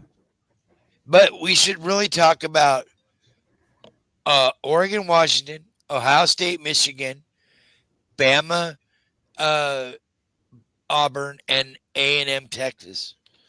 I mean, we could go a little in depth on all of those. All right, then fine. Let's start here because Glenn has asked multiple times in the chat. And I've starred a couple of them. So, Right. is Washington any good this year? They're okay. They're decent at home. They're kind of ass on the road. Not good on the road. Because then Hummus Hero also asked later on. Glenn had a couple of them, but I started both of them. I don't know what happened with the first one, but then he says if Washington were to win, not saying anything would happen to Oregon. Would Oregon be safe in the CFP? I think a loss depends on how the loss happened. Well, how the loss was. Was it a bad loss or like a missed field goal at the end or something? I mean, you would need something out of the ordinary, I think, to happen. No, you would need one of the other teams in pole position to lose. Like if an Ole Miss lost, that would help. I mean, So if you look at the you look at looking at all the rankings and stuff, like Oregon, Washington, Oregon averaging 39.3, 17th in the nation. Washington averaging 35.5, 33rd. Points against per game, Oregon 14.91, 11th overall. Washington's only averaging giving up 18.8 a game at 37th nationally. Yards per game, Oregon 471, 18th. Washington 426, 53rd. Passing yards per game, Oregon averaging 243rd, which is 86th. Washington averaged 256, which is ranked 63rd. Rushing yards per game, Oregon 228, 13th in the country. Washington 170, ranks 99th. Third down efficiencies, Oregon 50% flat, 16th overall. Washington 51.9, ranks 8th nationally. Washington's 8-3. Oregon's 10-1. And Washington's 3 losses were against Ohio State at home, at Michigan 24-7, and at Wisconsin 13-10. Yeah, that's right. Yeah, the Wisconsin loss really. Now they did come back the next week and drub Purdue at home. Yeah, and UCLA the last 2 weeks. That's what we said. Like they're just Jekyll and Hyde, a completely different team, home and away. Yeah, 10 points on the road in a loss to Wisconsin, 7 points on the road in a loss to Michigan, and 6 points against Ohio State, albeit at home. They had almost the same score against Ohio State and against Michigan. One was at home, and they beat Maryland by 4 at Maryland. Yeah, they had to have a miracle comeback in that game too. Yeah, weren't they down like 20-0? Yes, in the fourth quarter it was 20-0. I think. Yeah. Or the fourth or something. So- Something weird like that. Oh, and Oregon's played up there already. Dan Lanning wants revenge on the 23 game. I guarantee you. Again, He wants 23 revenge. he wants more revenge. Yeah, but he wants revenge. He wants to beat them in their house to fully avenge that loss in 23. It would be interesting. Like, I mean, you wonder if the discrepancy between their performance at home or on the road is like just travel related. It would almost be interesting to see them go to Eugene just to see, like, Yeah. you know, because I mean, like, I mean, maybe they wouldn't be as bad on the road if they didn't have to travel across 3 time zones to play. But Oregon's done it all year, and they haven't. Their only loss was at home. Yeah, it's not. So I mean, I know, but Oregon definitely performs better at home than they do on the road. Like, it's pretty. I mean, they went to Wrigley, and I mean, they yeah. I mean, who doesn't perform better at home? Really, though. Yeah, I mean, I think the point is, that now I think Oregon is showing people, like, stop using We can this. play on the road. Yeah. Stop using this travel excuse, because when you're like, for instance, when you're Oregon and you're going to Rutgers and you're playing a 6 Eastern game, yeah, it's 3 whatever, and I get it. So now if East Coast team goes and plays, say, a 7 p.m. Pacific, there's a bit of a difference. But the point is, if Oregon's going across the country and not losing in the environments like Iowa, Penn State, Rutgers, et cetera, not having to deal with this stuff and not doing it, I think people got to stop giving it away, because this goes back to, no offense, I haven't heard from Washington fans, so I'm not going to use the Washington fans as a excuse here. I've heard it from USC fans because they're in cope mode. They're like, this travel's killing us. It's like, well, I'm sorry, Oregon doesn't seem to have a problem traveling and winning these games, so you can shut the fuck up. No, but like, that's what you're saying. Oregon's just at a higher level of program than.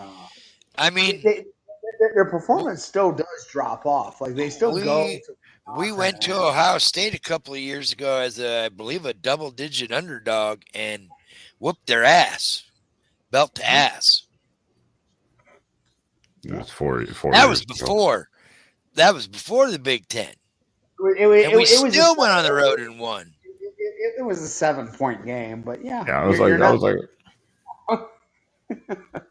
I wouldn't say whoop that ass. Put belt to ass in the sense of rushing, just running wild, maybe. But yeah, Hummus, we are 3rd overall, but they were just going. That was a different statistical thing. I don't know. But I'm not like trying to, like, I'm just trying to analyze. When I talk about Washington, sounds like somebody's still sore over here from 21. Do you need your Depends changed still, Troy? Does it hurt that bad? Wow. Are you gonna really try to? You're insulting Troy. Spaz, you should be put on a permanent timeout for that. Insulting Troy like that. Do we have to go back to? Do we have to go back to New Year's Day? New Year's Day, yeah. You got us back. Yeah, you did get us back. But that was a neutral site, and we were beat to shit. I'm not going to make excuses. We got beat to shit. We got beat to shit. Who's more beat to shit this year? You guys or us? I mean, I think we probably both match up pretty evenly now. Hopefully, not us. I mean, we don't know how beat up we are, to be honest. No, because neither one of our coaches tell anybody. All right. Well, okay. Let's wrangle it back in. Oregon, Washington. After the USC game, I felt fine with the Washington game. After the USC game, I feel even better about the Washington game. Because I thought if we lost the USC, then maybe there's a lot of pressure, and which could be a good thing. But at the same time, then you're already kind of like, now you've got really something to play for. Washington doesn't have anything to play for outside of beating your rival, but you have to beat your rival and make sure you lock in a good playoff spot. So I think I don't know. I just don't see us losing, but it's a rivalry game. We know weird shit happens in rivalry games. So Yeah, but I mean, yeah, I am that fan base To this is absolutely up crazy. to this date, Dan Lanning has avenged every major whatever loss that he has had that he's gotten a rematch with. He got smacked in the mouth by Oregon State. He got revenge and beat him up. He got smacked in the mouth by Washington. He beat him up last year, sacked their quarterback 10 times. You're acting like that's the same. Like those are the same teams. Well, Washington in 2024 bears no resemblance whatsoever to Washington in 2023. None at all. Oh, or 2025. It's a whole new coaching staff. But Yeah, exactly. But it's still. You said he's gotten them back every time. Washington beat Oregon twice in 2023. Yes. Yes. And he got him back with the massacre last year in Autzen. And if he does it again, he'll avenge that loss on the road 2 years ago. what he's saying it was a different coaching staff from 2023 and 2024, and then this year with the same thing. That's what he's trying to say is that it's different people. And now the Oregon State revenge was Jonathan Smith still, so that one you could argue, okay, fine, cool. But that one was Kalen DeBoer, and then last year was Jed Fish. This year is still Jed Fish. So it doesn't. I understand where Spaz come from, and I understand the whole thing though. Like, so the point is, I don't see Oregon losing this game. No, I don't either. I don't. Yeah. I don't think it'll be. I don't know if it'll be a blowout. I don't think so. I don't think it'll be a high scoring game like the USC affair. I could see it being like I haven't done a prediction of this. I could see it being like a 28-14, 32-14 kind of game where it's just like go in, get it done, move on. Kind of like what you did with USC, only you got to clean some shit up.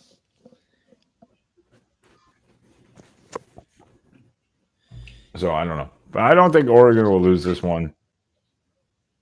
But there's a team that hasn't beaten a certain team for multiple years.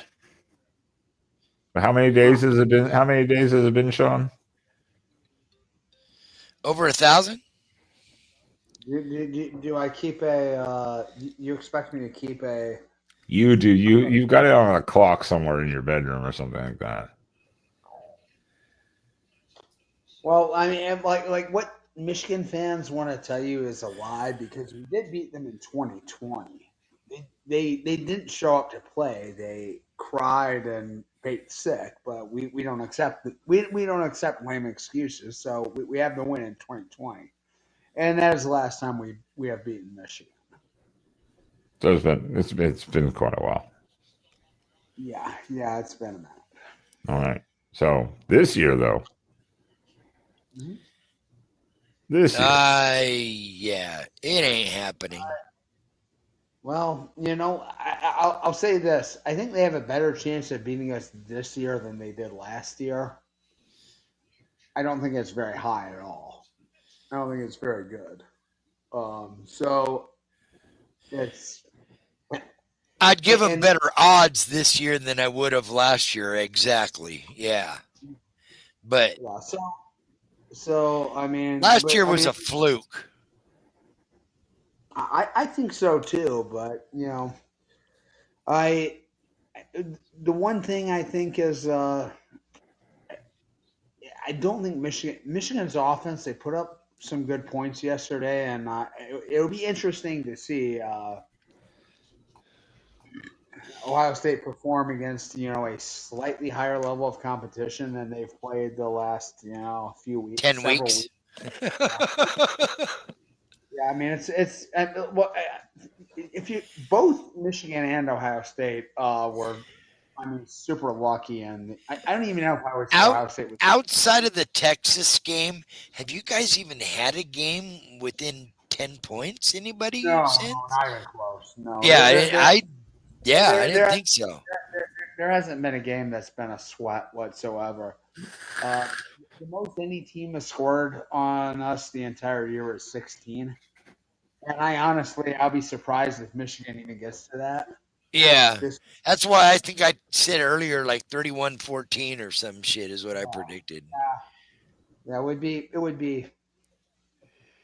And I don't know. I mean, I think Ohio State's probably going to be fairly aggressive and try to build a lead, and then just try to sit on that.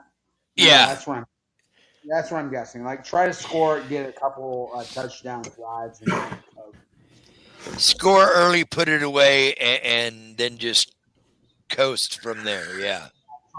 try to run the ball and shorten the game when you can.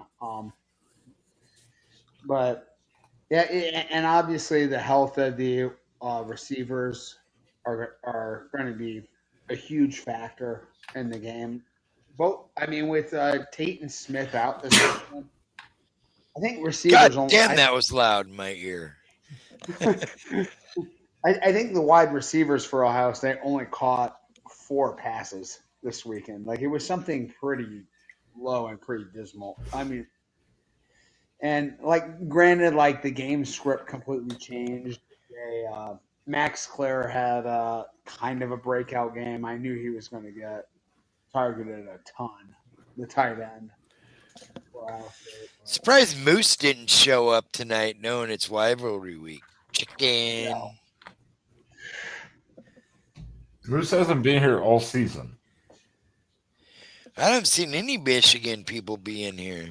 I wonder why. There weren't a whole lot last year until 1 week when they all. True. Yeah. 1 week. Yeah. Yeah. Oh, did you guys hear the breaking news while our show was going? You hit 70? No, not yet. Art Briles is back in the coaching. He was just hired at Eastern New Mexico University as their head football coach. Oh, really? So he went from high school and from the high school ranks to what is East New Mexico? So like Division 2, 3? I have no.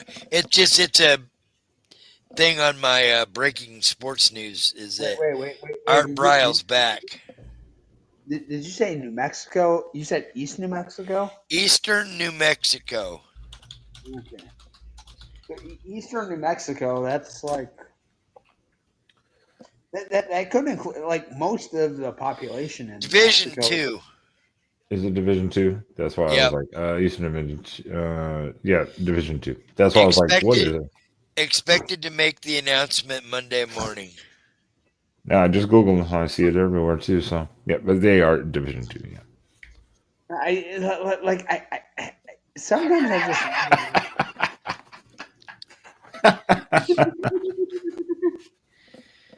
Yeah.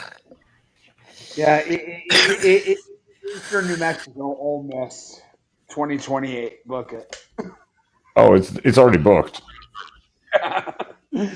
So no, but I mean, like you really do have to wonder sometimes, like, what kind of sickos these people have to be. Like, I don't know where the hell Eastern New Mexico University or the University of Eastern New Mexico or whatever the hell it is. Does anyone know where New Mexico actually is on a map?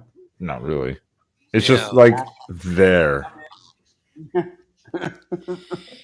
Hey, I'm just saying that's what. No, it's legit, and Ben even said it's all over, man.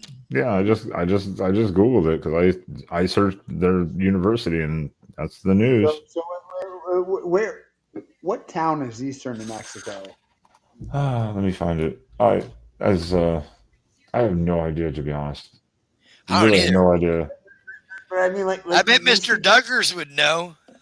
They are the Eastern New Mexico Greyhounds, by the way, and they are out of Portales, New Mexico. Now, where the fuck is Portales, New Mexico? I have No no fucking idea in the realm of New Mexico. We're So, jot but, that I mean, down. We're gonna have to ask that to Mr. Duggars. I am googling it right now so we can find out. yeah, Google it. Like, see if the Oh, direction. it is the best explanation I can give you is Jesus Christ. It is probably about, well, let me do directions here just for better understanding here. So we have Portales, New Oh my Mexico. God, Tony, stop! Not me, not my location. Jesus Christ. It's like not my location. It is 2 hour drive northwest, basically, from Lubbock, Texas. Just over the line of New Mexico. So 2 hours northwest of Texas Tech. So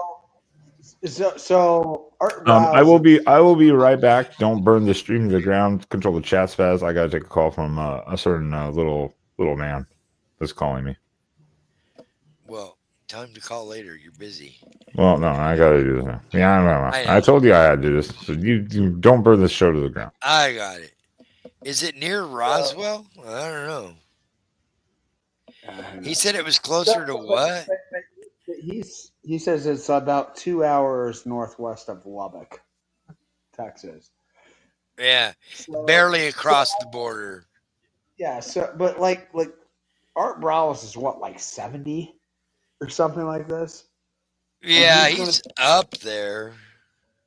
I mean, like he's such a degenerate that he's just gonna like in what should be his golden years, what should be his retirement years. He's already, I'm sure, he made plenty of money through his coaching career.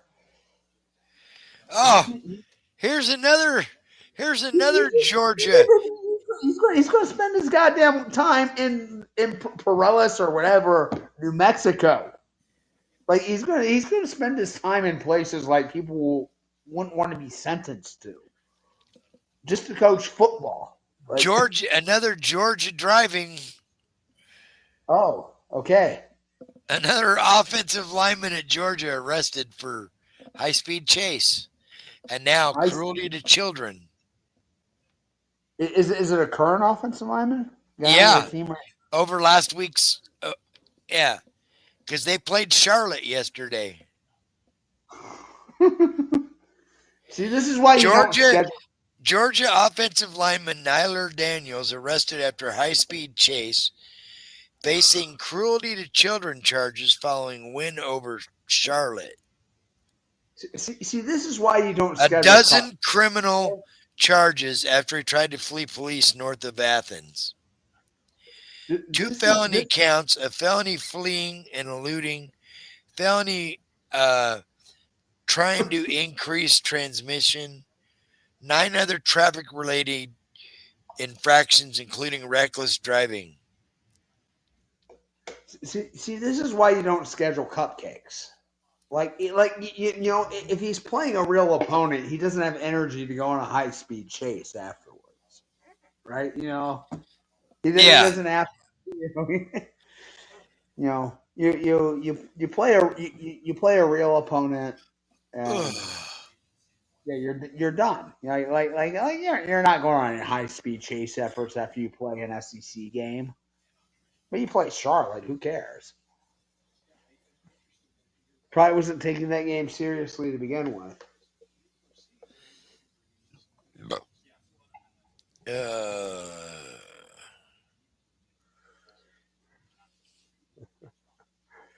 So what is there we go. That's what I'm trying to see is I want to see how old he's 16. Oh no. He will be 70 in 2 weeks. Yeah. Okay, yeah. So yeah, right on. And he's gonna spend his time fucking coaching at Eastern New Mexico. University. That's what he's going to do, probably, Troy. Yep.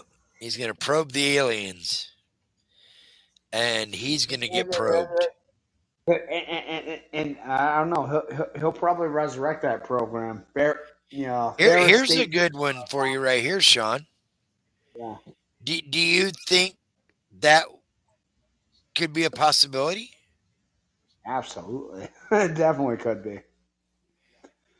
I'm sure he. Would Ryan Day do something like that possibly as an extra eye? Oh, for sure. I would imagine. They have a very close relationship. I imagine like some sort of gestures have already been offered. Now it would be dependent entirely on whether Chip would be interested in a position like that. But you know what? I mean, like if he can make For the rest of the year, at least, just to give him something to do. Yeah, I could see him doing that. Yeah, and make like an extra like 50K or 50-60K or whatever would be. Yeah, right. Just for like a pretty low effort position. Yeah, I could definitely see him do that. Yeah, Tony, he could go to UCF with Frost. Yeah, especially if like I don't know if Frost loses a coordinator. Which comment are we responding to here? That one. Mm-hmm. Yep, absolutely. Oregon connection there, obviously. Yeah. That would be interesting if a head coach went back and went to work for the guy who initially worked under him. Twice. Yeah. Yeah. Yeah. Because he was Chip's OC at Oregon for a few years. Yep, absolutely, and yeah, of course, and yeah, we've made this point, and I'll just reiterate, like a job at a program like Ohio State, Alabama, especially Alabama under Saban, or a job at a great college program is so much better, so much more secure job than an NFL gig. I mean, it's not close. Yeah, I mean the difference is that in a guy like Chip Kelly going to an Ohio State or an Alabama or whatever as an analyst or something, or even as an OC, it is less demanding than him going to a UCF or somewhere like that, because there he's going to have to recruit and do a lot more. Whereas if he goes to an Ohio State, an Alabama, there's not as much expected on him. You're the OC, call the game, call the plays. We got all these other guys that could do all the recruiting, because everybody knows Chip Kelly does not want to recruit. He hates recruiting. He doesn't like doing it. He just wants to call plays, and that's it. Yep. And he failed miserably in the NFL. Mm-hmm. Yep. I mean, like everyone's going to fail miserably in the NFL at some point. Like the margins between at talent level are so small and so thin.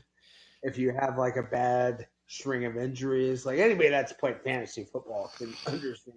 Like if you have a couple guys go down, your team is just done. Like you can't do it. Yeah. So it's it takes a lot of luck to have long-term success as an NFL coach.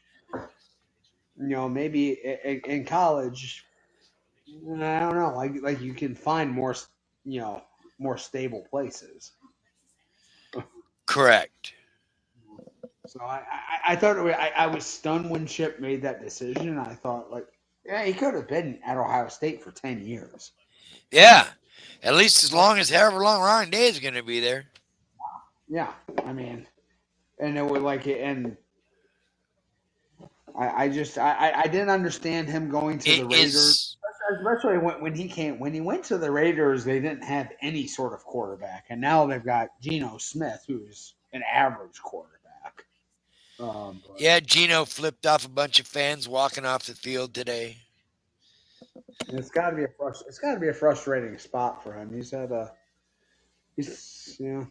he, I've watched a number of Raiders games because for some reason they keep putting them on on like in prime time Yeah. this year, but the he doesn't seem to be performing that bad. They don't they've got Brock Bowers and nothing at receiver for him. Yeah, Glenn, way before. Yeah, he's got his I don't know. I thought that was an interest. Yeah. So Hookem, you're not from the Twitter crew that I go with, are you? Are you the Texas Hookem that I talk to all the time?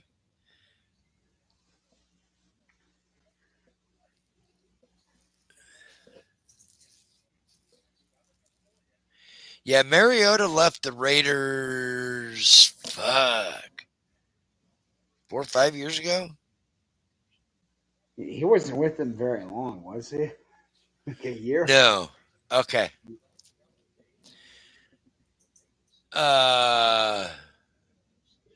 Shit, I can't remember when he was there. It was only a couple of years ago, and I think he was only there 1 year. Yeah. I mean, he after it fell apart at the Titans, he was at like 4 or 5 different stops for a year apiece. It felt he was on. Was he the guest picker on game day this week? Yeah. Yeah, I thought I saw Yep. that. He was just put into the Hall of Fame. Nice. It's just Let's see. I want to.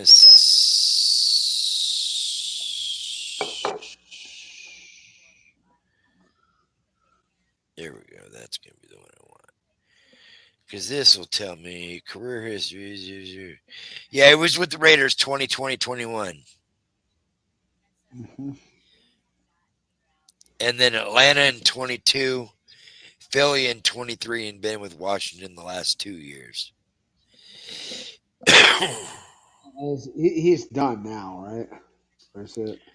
No, he's a starter probably for the rest of the year for the Commanders. Yeah. Because Jaden Daniels is out. Oh wait, was Washington? Did they have a bye week this week? Yeah, they had a bye week. Okay. All 3 Duck quarterbacks over the last decade were in Eugene Saturday.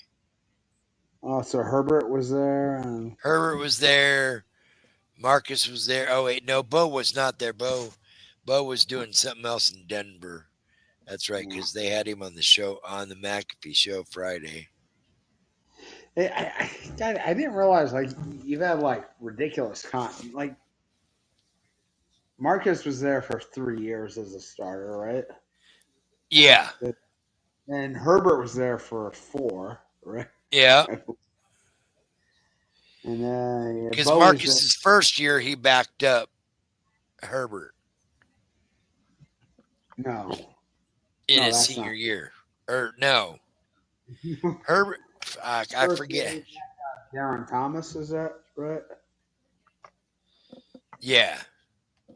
Yeah, Bo was on the McAfee show Friday morning. Yeah. With Coach Lanning and McAfee. Yeah. It's pretty crazy.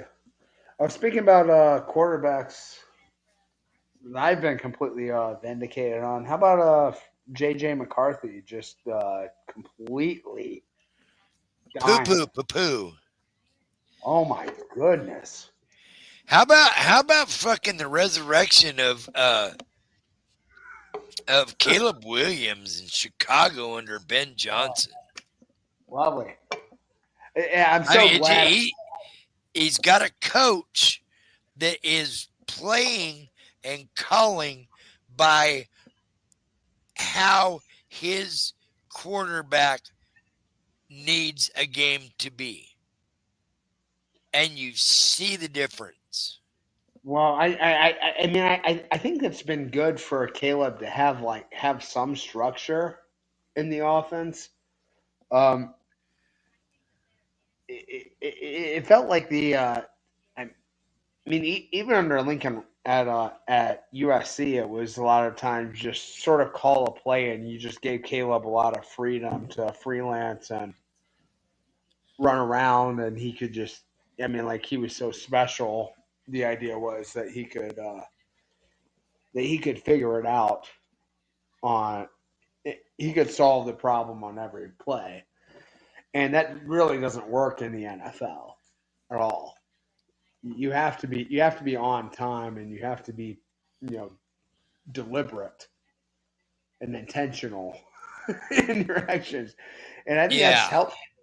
That has helped Caleb so much, and he's demonstrated this year that he can play within a structure more than I And think a lot of people thought he could. Troy's got a good point. He does have a little hero ball in him still, but he's getting much better at not doing here so much hero ball. Yeah, that's. I mean, it's one of those things. It's wonderful. It's a wonderful tool to have to be able to be that creative and that improvisational. But you don't want that to be the foundation of your game ever.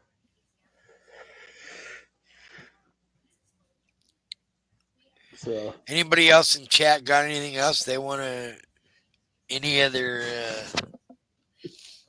Merrimax or anything they want to talk about?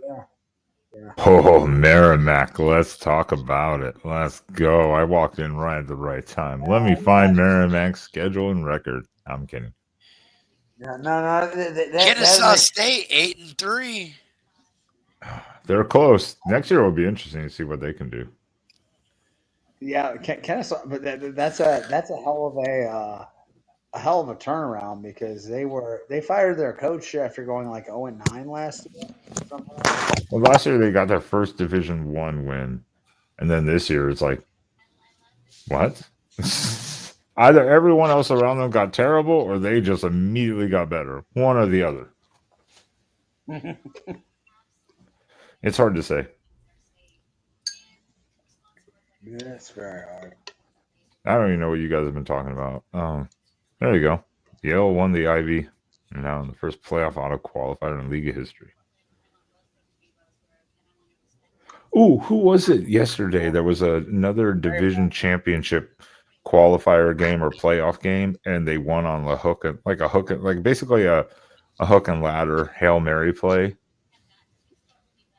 I'm trying to think who it was. They showed a highlight of it on ESPN. I was like, they beat the number 4 seed or whatever in the playoff for like Division 3, the NIAI or something like that. And I was like, oh, way to lose the game.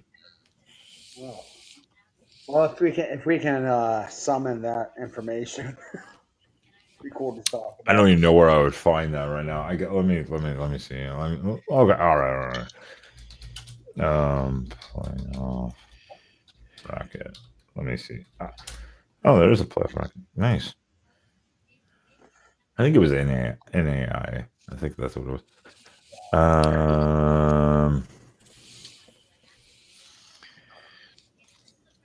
I think it was the first round. No, that can't be right. I think Division 2 playoffs started yesterday. Yeah, maybe it was Division 2. Maybe that's what it was. Not NAI. Whatever it was, it could be NAI. I'm sure a lot of the lower divisions are in there. No, the North Dakota State, all those guys start theirs next week. Yeah, The but, brackets just came out. That's what it was. It was Division 2. Although actually there were 3 upsets in the first round of Division 2 yesterday. The number 1 seed Kutztown or Kutztown. Shout They out, won. shout out Andre Reed and John Mobley. They won 52-0. But the number 4 seed, I think this is the one I saw. The number 4 seed, Indiana, Pennsylvania, lost to Assumption 23-20 on that final hook and ladder, like run down the field kind of play. But the number 2, Johnson C. Smith, lost to Frostburg State. Google that one, people. Frostburg State. Google that one. And I'm getting a Virginia headache. Union. And Virginia Union, number 3, lost to California, Pennsylvania. Wow. Are these tech schools or some shit? I have no fucking idea. California, Pennsylvania. What the fuck? California, Pennsylvania. You never heard of this? Indiana, Pennsylvania. No. Oh, and then on the other side, Ferris State dominated Northwood. Number 4, Ashland dominated Minnesota Duluth. Number 2, No, Findlay Dave, lost my to Minnesota money. State. And number 3, Olmdy, Oh, fucking Christ. ULNDY, Olmdy, beat the hell out of Truman State. So, there we go. With knowledge is power, right? With knowledge is power. There, you know, things that people never wanted to know before. You know, Ferris State has a transfer right now that's in the Heisman conversation. Ooh. A transfer from Ferris State. Trinidad Chambliss from at Ole Miss. Oh, that's right. That is right. That is right. Came from Ferris. He is You are correct on that. I forget about that he came from there. Yep. Hey, if Jason O is bitching about anything about Coonstown or whatever, like talking about this, you wanted a football show, you're getting a fucking football show. Yeah. Find another football show that's breaking down the Division II playoff. We're deep diving into this motherfucker.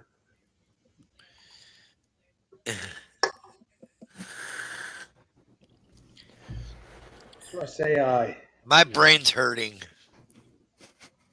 You guys started this. I walked right into Merrimack talk, and I'm like, well, all right.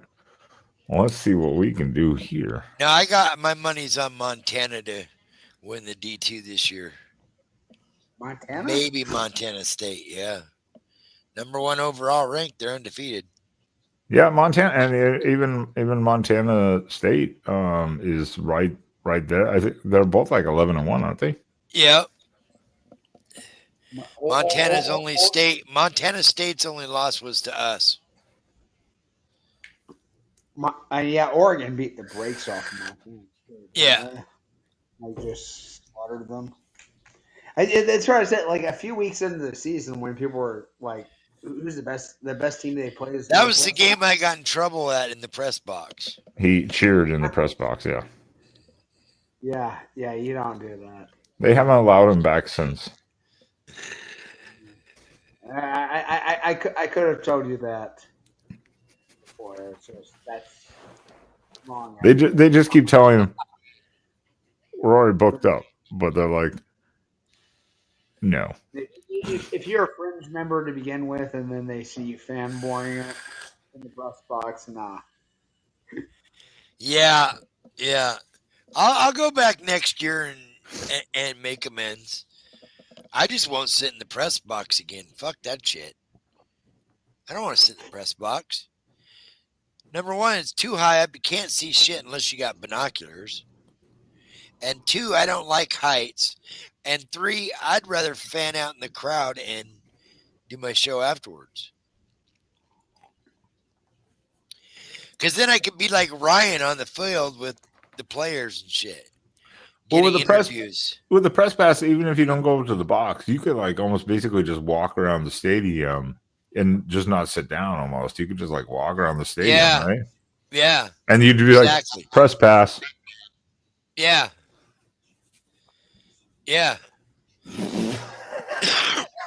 That's for other reasons, Tony. Well, that's for other reasons. I still have my season tickets to the Blazers, so Yeah, it's not outdoors though. Yeah, Right. and that's a private venue. this is true.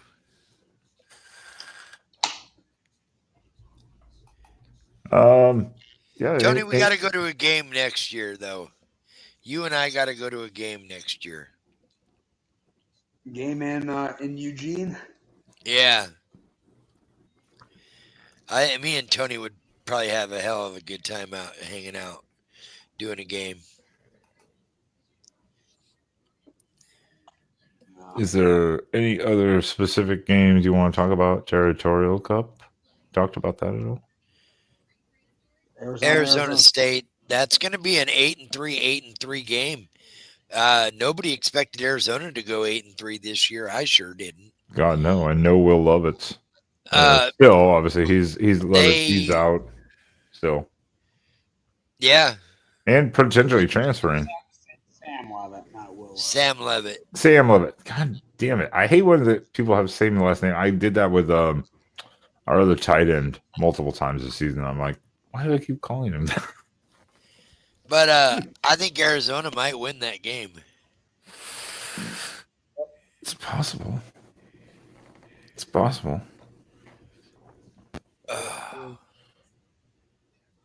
I mean, I feel like they should. There is a big rumor here. Sam Levitt might be shopping his services or marketing services. It's possible. That's what I've heard too. Is that he might be looking around. Yeah. Yeah. James Could Franklin. could he be lured back to Michigan State? Ooh, probably not. No, I think he goes to Virginia Tech. That could be an interesting fit. A kind of a running quarterback, but still a good passer, good game manager. James Franklin. Yeah, that could be a good fit. I guess it depends on who he gets to be the OC.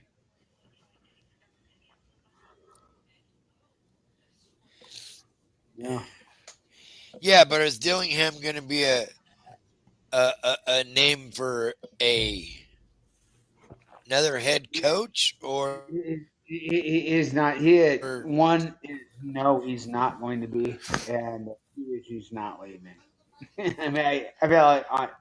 I mean, he would have to succeed at such a ridiculous level in Arizona State to leave. I'm And it's his alma mater. Like, It's when you're there and you're the head coach, you don't just leave your alma mater. Like, you got to get Yeah. fired from that thing. Yeah. It's not just his alma mater. Like, he grew up right there. He's from Yeah. Tennessee. I mean, any coach though, they can go back to their alma mater. Is they're going to stay there if they can. But like this is like this is home to him. I mean, he is a Phoenician through and through. Yeah. And what's up, Jordan Fight? Way to come in the show. 2 hours and 18 minutes in. Way to come in. Way to be on time.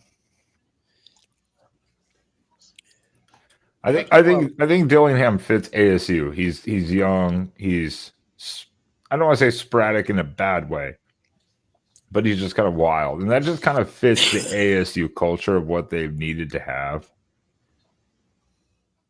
That gutsy kind of guy, play caller and stuff. I think he fits ASU just like perfectly. And like that area of the country is so. I mean, I think sometimes like that hometown culture, like understanding the area, is overblown, overrated. I don't think it is for Arizona State. Like, I mean, those are unique places.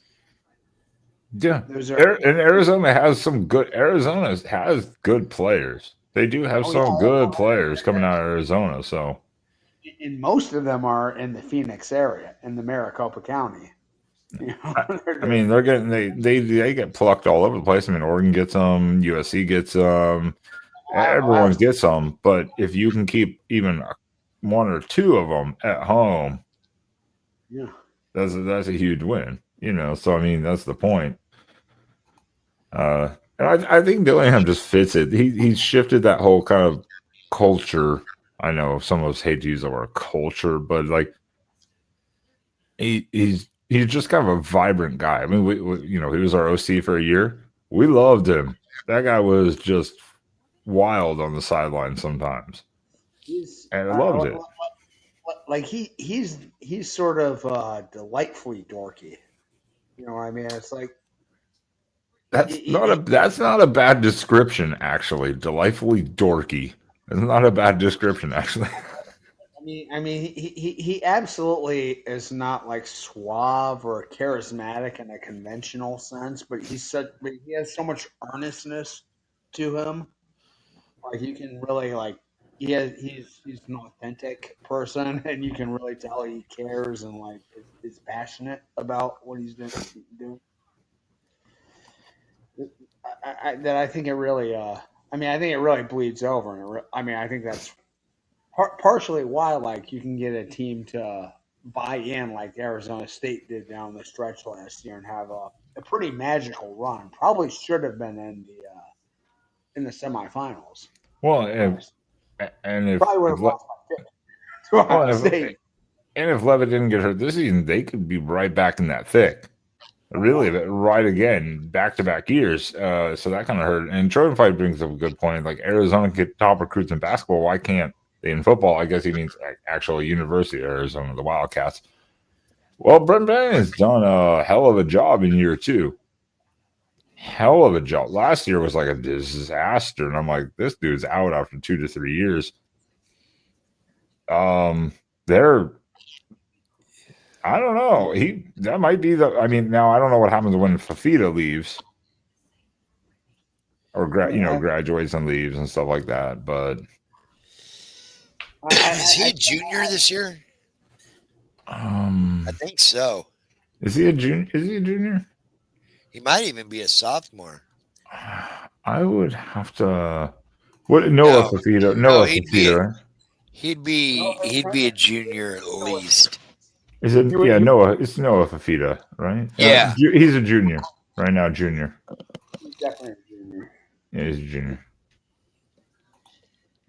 Yep. And that makes them sort of a dark horse contender next year. Yeah, I mean, and again, they have a year like this year, like they're having. This is a huge step from last year to this year. You can see that recruiting may be going up. Now, I don't know what Brennan's doing behind the scenes with recruiting, how he does with recruiting, or the university investment in the sense right now. I have no idea, but I assume if you have a 9-win season, you're going to gain attention from a lot of different recruits. Maybe not top level, but you might be able to snag a couple 4-stars and a couple high level 3-stars that you can then develop for a year or so and maintain the ones you have already. So they could maybe continue the success. The Big 12 is so up and down outside of your top 2 teams, potentially 2-3 teams, that you can still be a very successful team. But and there's so much volatility. I mean, like when every team in the conference is virtually on a level playing field with the other. I mean, a team that goes 8-1 in conference next year can go 3-6 the next year. Last year, what was it? Utah and Oklahoma State were sort of the preseason one picks, and they ended the year where the only win either one of them had in conference was Utah beating Oklahoma State. I mean, like Arizona State was picked dead last in the media poll last year. They picked 16 out of 16 teams, and they won the league and almost made the Final Four. Yeah. Well, that's the world that we're living in right now, though. Too is that You're seeing the top two tier leagues in the SEC and the Big Ten. The money being spent. You're seeing these gaps generally, for the most part, narrow a lot between certain teams. But you still have your upper echelon teams that previously already invested in building their brands. So once again, I revert back to what I said in the first about 5 minutes of the show. USC can suck my dick and stop complaining about the last 15 years of misery for their own fault, their own administration faults, and their team sucks, and they are not going to ever be legendary again. Shut the fuck up, USC. Okay, I'm done with the USC. Okay. That was Ben's renting with. That was renting with Ben. I'm sick of their fucking cope. They've been complaining about the same shit for 20 years. I'm sorry, Trojan fight, but you guys really have been. Here's my wild prediction. Here's my wild prediction.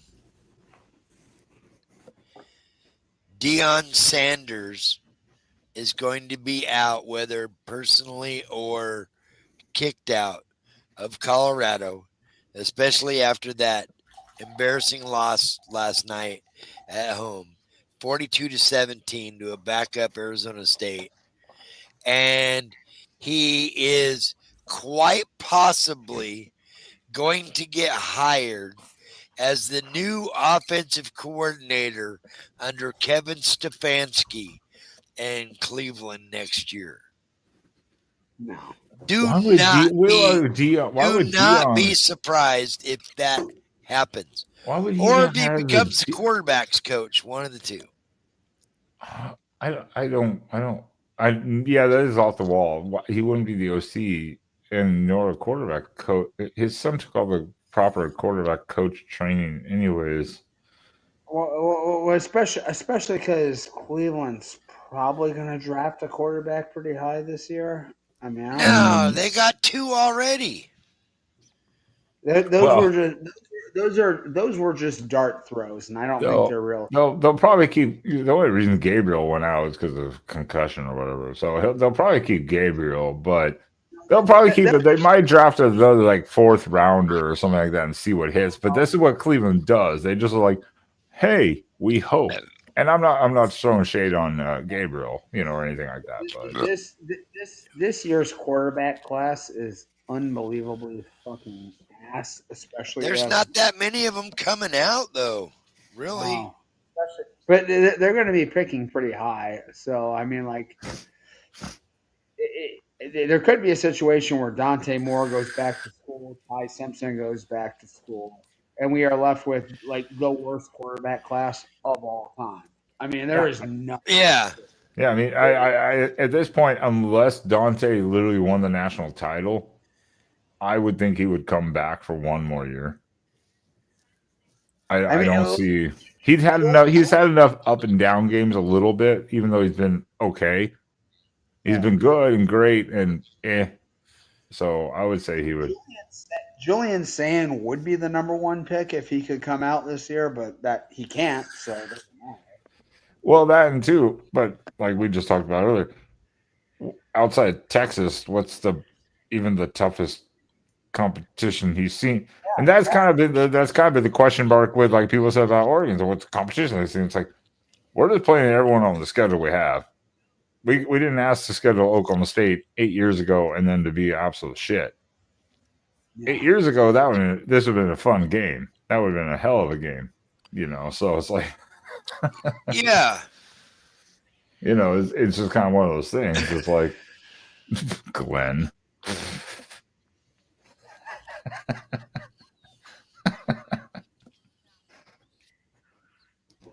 Yeah. Why are you cutting out Glenn's comment like that? Why are you being so proactive and cutting out Glenn's comment? Because I don't know. Yo. For those who don't know, that is Mark. I just found Mark on my Twitter again, and I told him where we were at. I hate that YouTube is doing, instead of names, they're doing the @ thing. I really do hate this. Someone said at Mark, it's like XD trigger. Like I hate that. I hate that they're doing this. I mean, it seems like YouTube like tinkers with different format adjustments all the time, and a lot of times they revert back to the previous default. Yeah, he's gonna win the Heisman this year. It's Mendoza's, unless he just totally shits the bed in the fucking. It's 100% going to be decided in the Big Ten championship game. I think so. Yeah, if it's Indiana, Ohio State.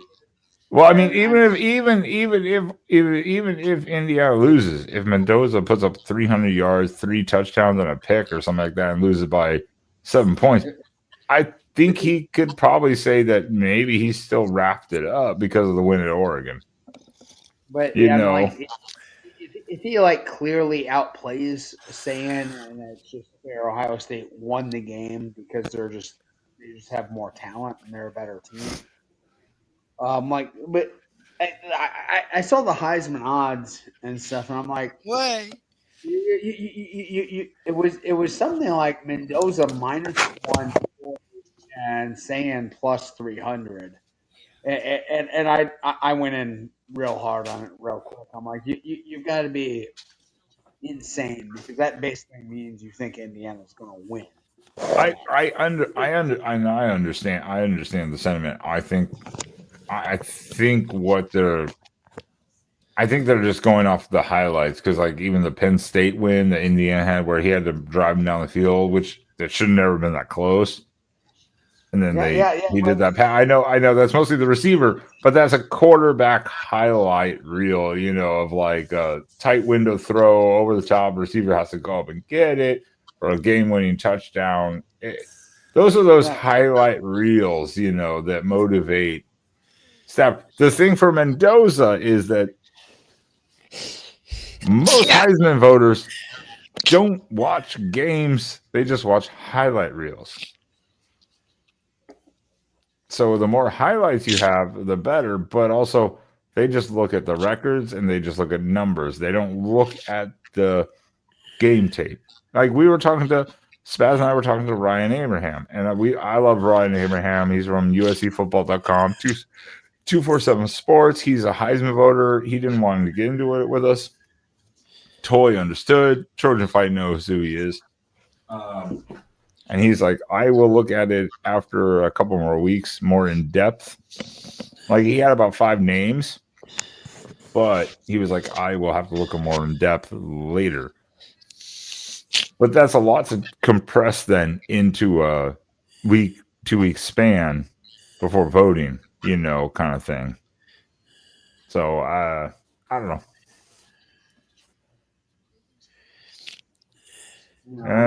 Trojan Fight. Yes. Oregon's non-con. Well, what? Spaz, who do we have next year? We have Oklahoma State. I don't even know. We have Oklahoma State, Boise State. We don't have Oregon State next year. Civil War next year? Huh?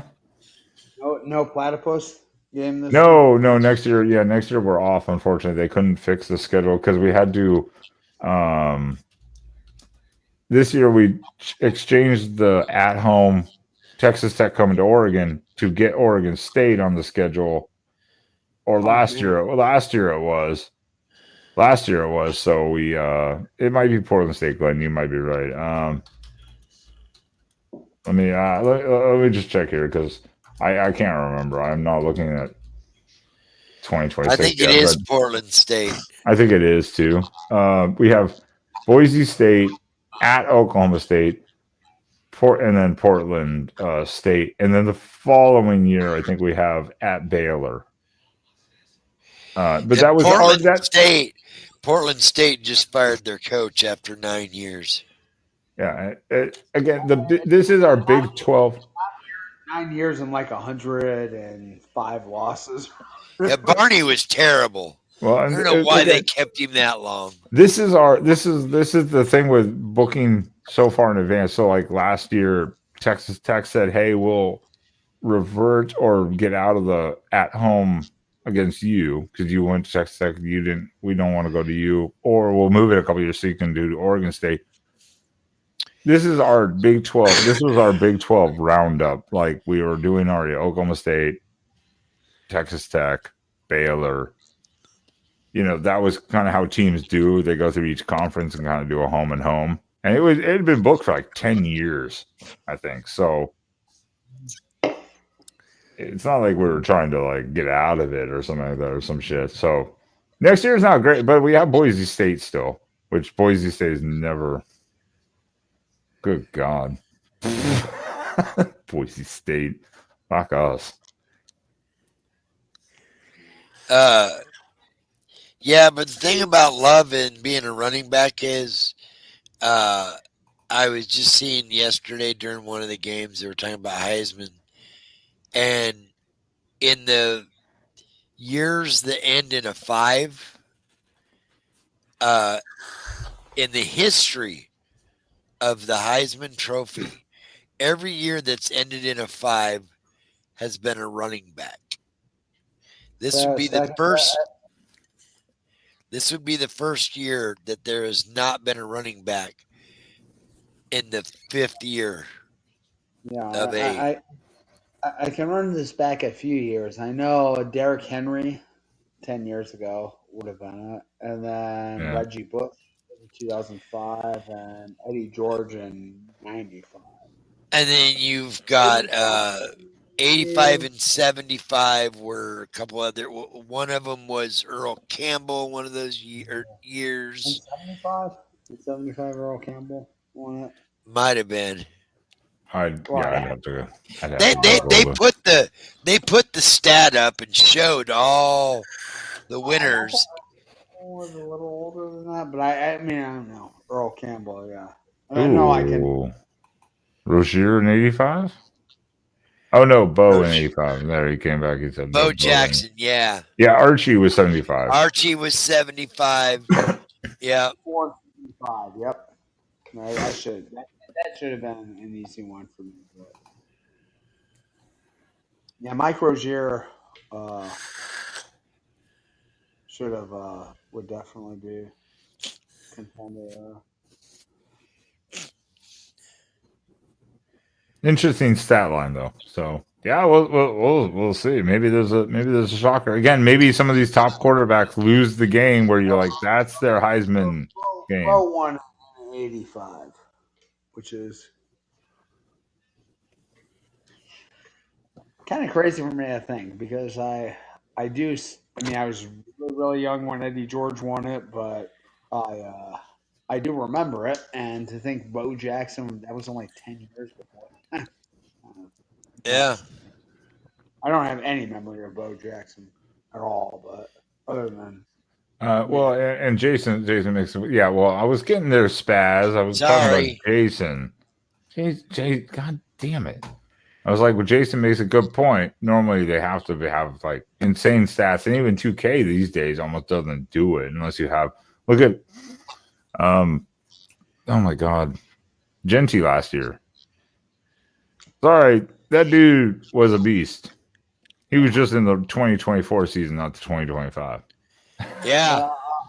I'll say this: like, if Saquon Barkley couldn't win the Heisman, and maybe he would have if the team would have been a little bit more successful. Like, that's hard to see many running backs contending for a Heisman Trophy.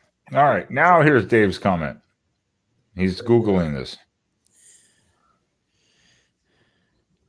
No, he's not. He just said that. He Googled it. It says, fuck Ohio State. What's it? Huh? It just says Ohio State sucks. Well, that's factual. Dave only talks truth. Facts. He only talks truth. I question the credibility of that source. Because I don't think. Yeah. Buckingham, they were talking about it on the broadcast yesterday. They even put up the stat that showed all the Heismans. Yeah, I mean, Here. yeah, I mean, one problem is Notre Dame plays. They've had no mark. They've played USC since week 2. I mean, And USC now has 3. USC now has 3 losses. And the point is, two of the 2 good teams they played, they lost to. Can we just talk about something really bizarre? I mean, obviously Notre Dame scored 70 for the first time since the 1930s or something. 36, I think. 36, I think it was, right? Yeah, something like that. But how about this?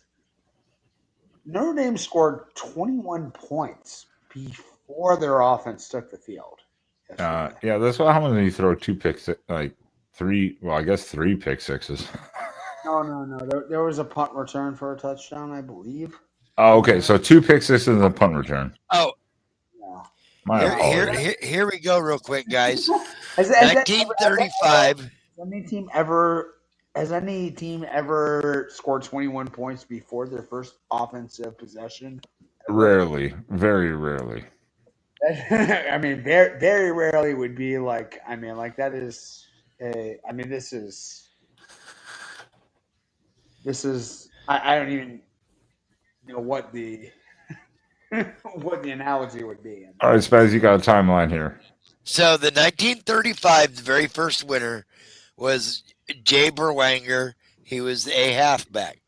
Then you go to It was mostly running backs for 1945 was Doc Blanchard. Mhm. And then you go 1955 was Howard Cassidy from the Ohio State Buckeyes. And then you go to 1965 was USC alum Michael Garrett. former athletic director at USC. Yeah, as well. And then 75 was Archie. And Bo. 85 was Bo. And 95 was Eddie George. And 2005 was Reggie. And 15 was Derek. At least they gave Reggie back his Heisman. Yep. We can acknowledge that because we don't want to impede on any intellectual property claims that he did not. I mean, not that he's gotten any commercials or something like that, but you know, Oh. at least he got the Heisman back. So, like, he was in those Heisman House commercials while he was still not technically acknowledged as a Heisman Trophy winner. Is that correct? He was still sponsoring the Heisman Trophy and working as a Heisman Trophy sponsor, while at the same time that he did not technically win the Heisman. No, no, this is not his mom. Is it? I had to Google this. Hobby his mom? Oh, yeah, bro. Oh, Yeah. yeah. Yes, Diego Mamia. That is too spicy for me to show on screen. For you need to Google it yourself because I'm like, oh man. Yep. I'm gay, and I'm still like, okay, yeah, she's a good looking woman, and she's out of all the games, fucking throwing down, partying. Yeah. All right, have fun, all you Google fans out there. Don't get too handsy.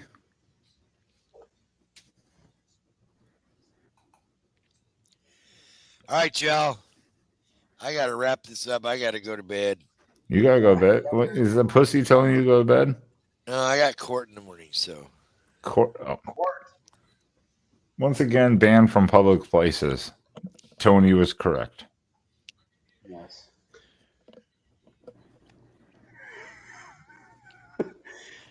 You got to dispute that claim about public indecency once again. Yep. Oh no.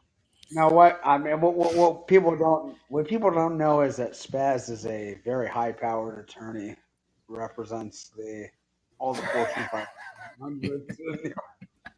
He's actually Paul Allen's personal attorney. And Spaz is a lawyer in the sense that he tells the judge, I prefer to represent myself, and the judge just goes, oh, fuck, not again. With a headache on, What? just gets a migraine and lets him off with a ankle No, monitor. I'm not. God, no. All right. Well then, fuck it. It is fucking 12:30. So, once again, Spaz. Well, not once again, I guess. We didn't do it earlier, so fuck it. I Whatever. don't think Let's we start from the did. beginning. Spaz, where can everyone stalk you if they want to? They could stalk me up there at John_Spazdrag. Also on our Quacking Off channel. Also on our Quacking Off YouTube or our Quacking Off TikTok channel. There you go. Duh. And yeah.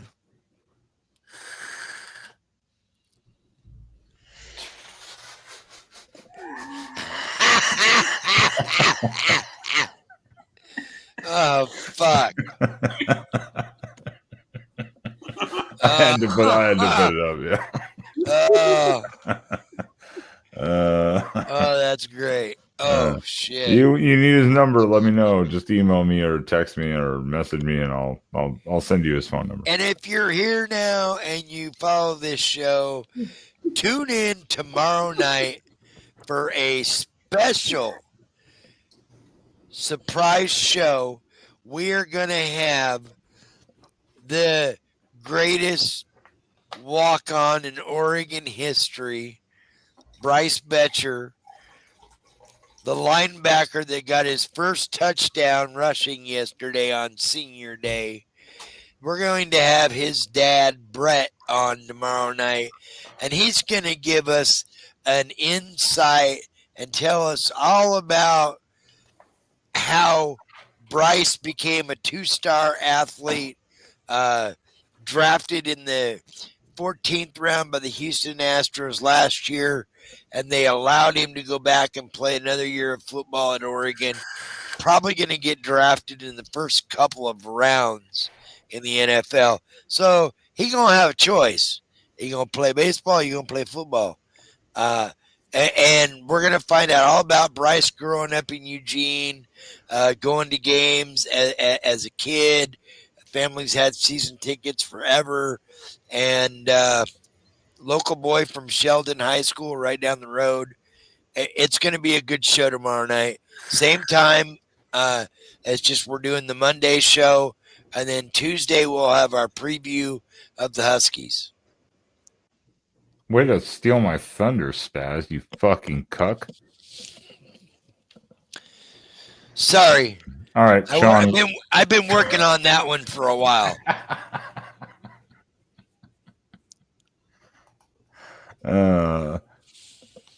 Sean, let me find your blue space thing in my tab here. I apologize, I didn't pull it up yet. I only have your X, but where can people find you if they want to follow you? Bit of Spaz trivia before we go. Did you know that he once convinced two women that he was Kevin Costner? And he convinced them of that because he believed it. Maybe. Yes. No, it's not Kevin Costner.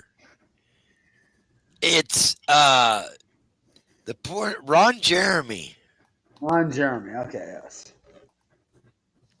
Well, I would believe Spaz was Ron Jeremy myself. Like if he just told me he was Ron Jeremy.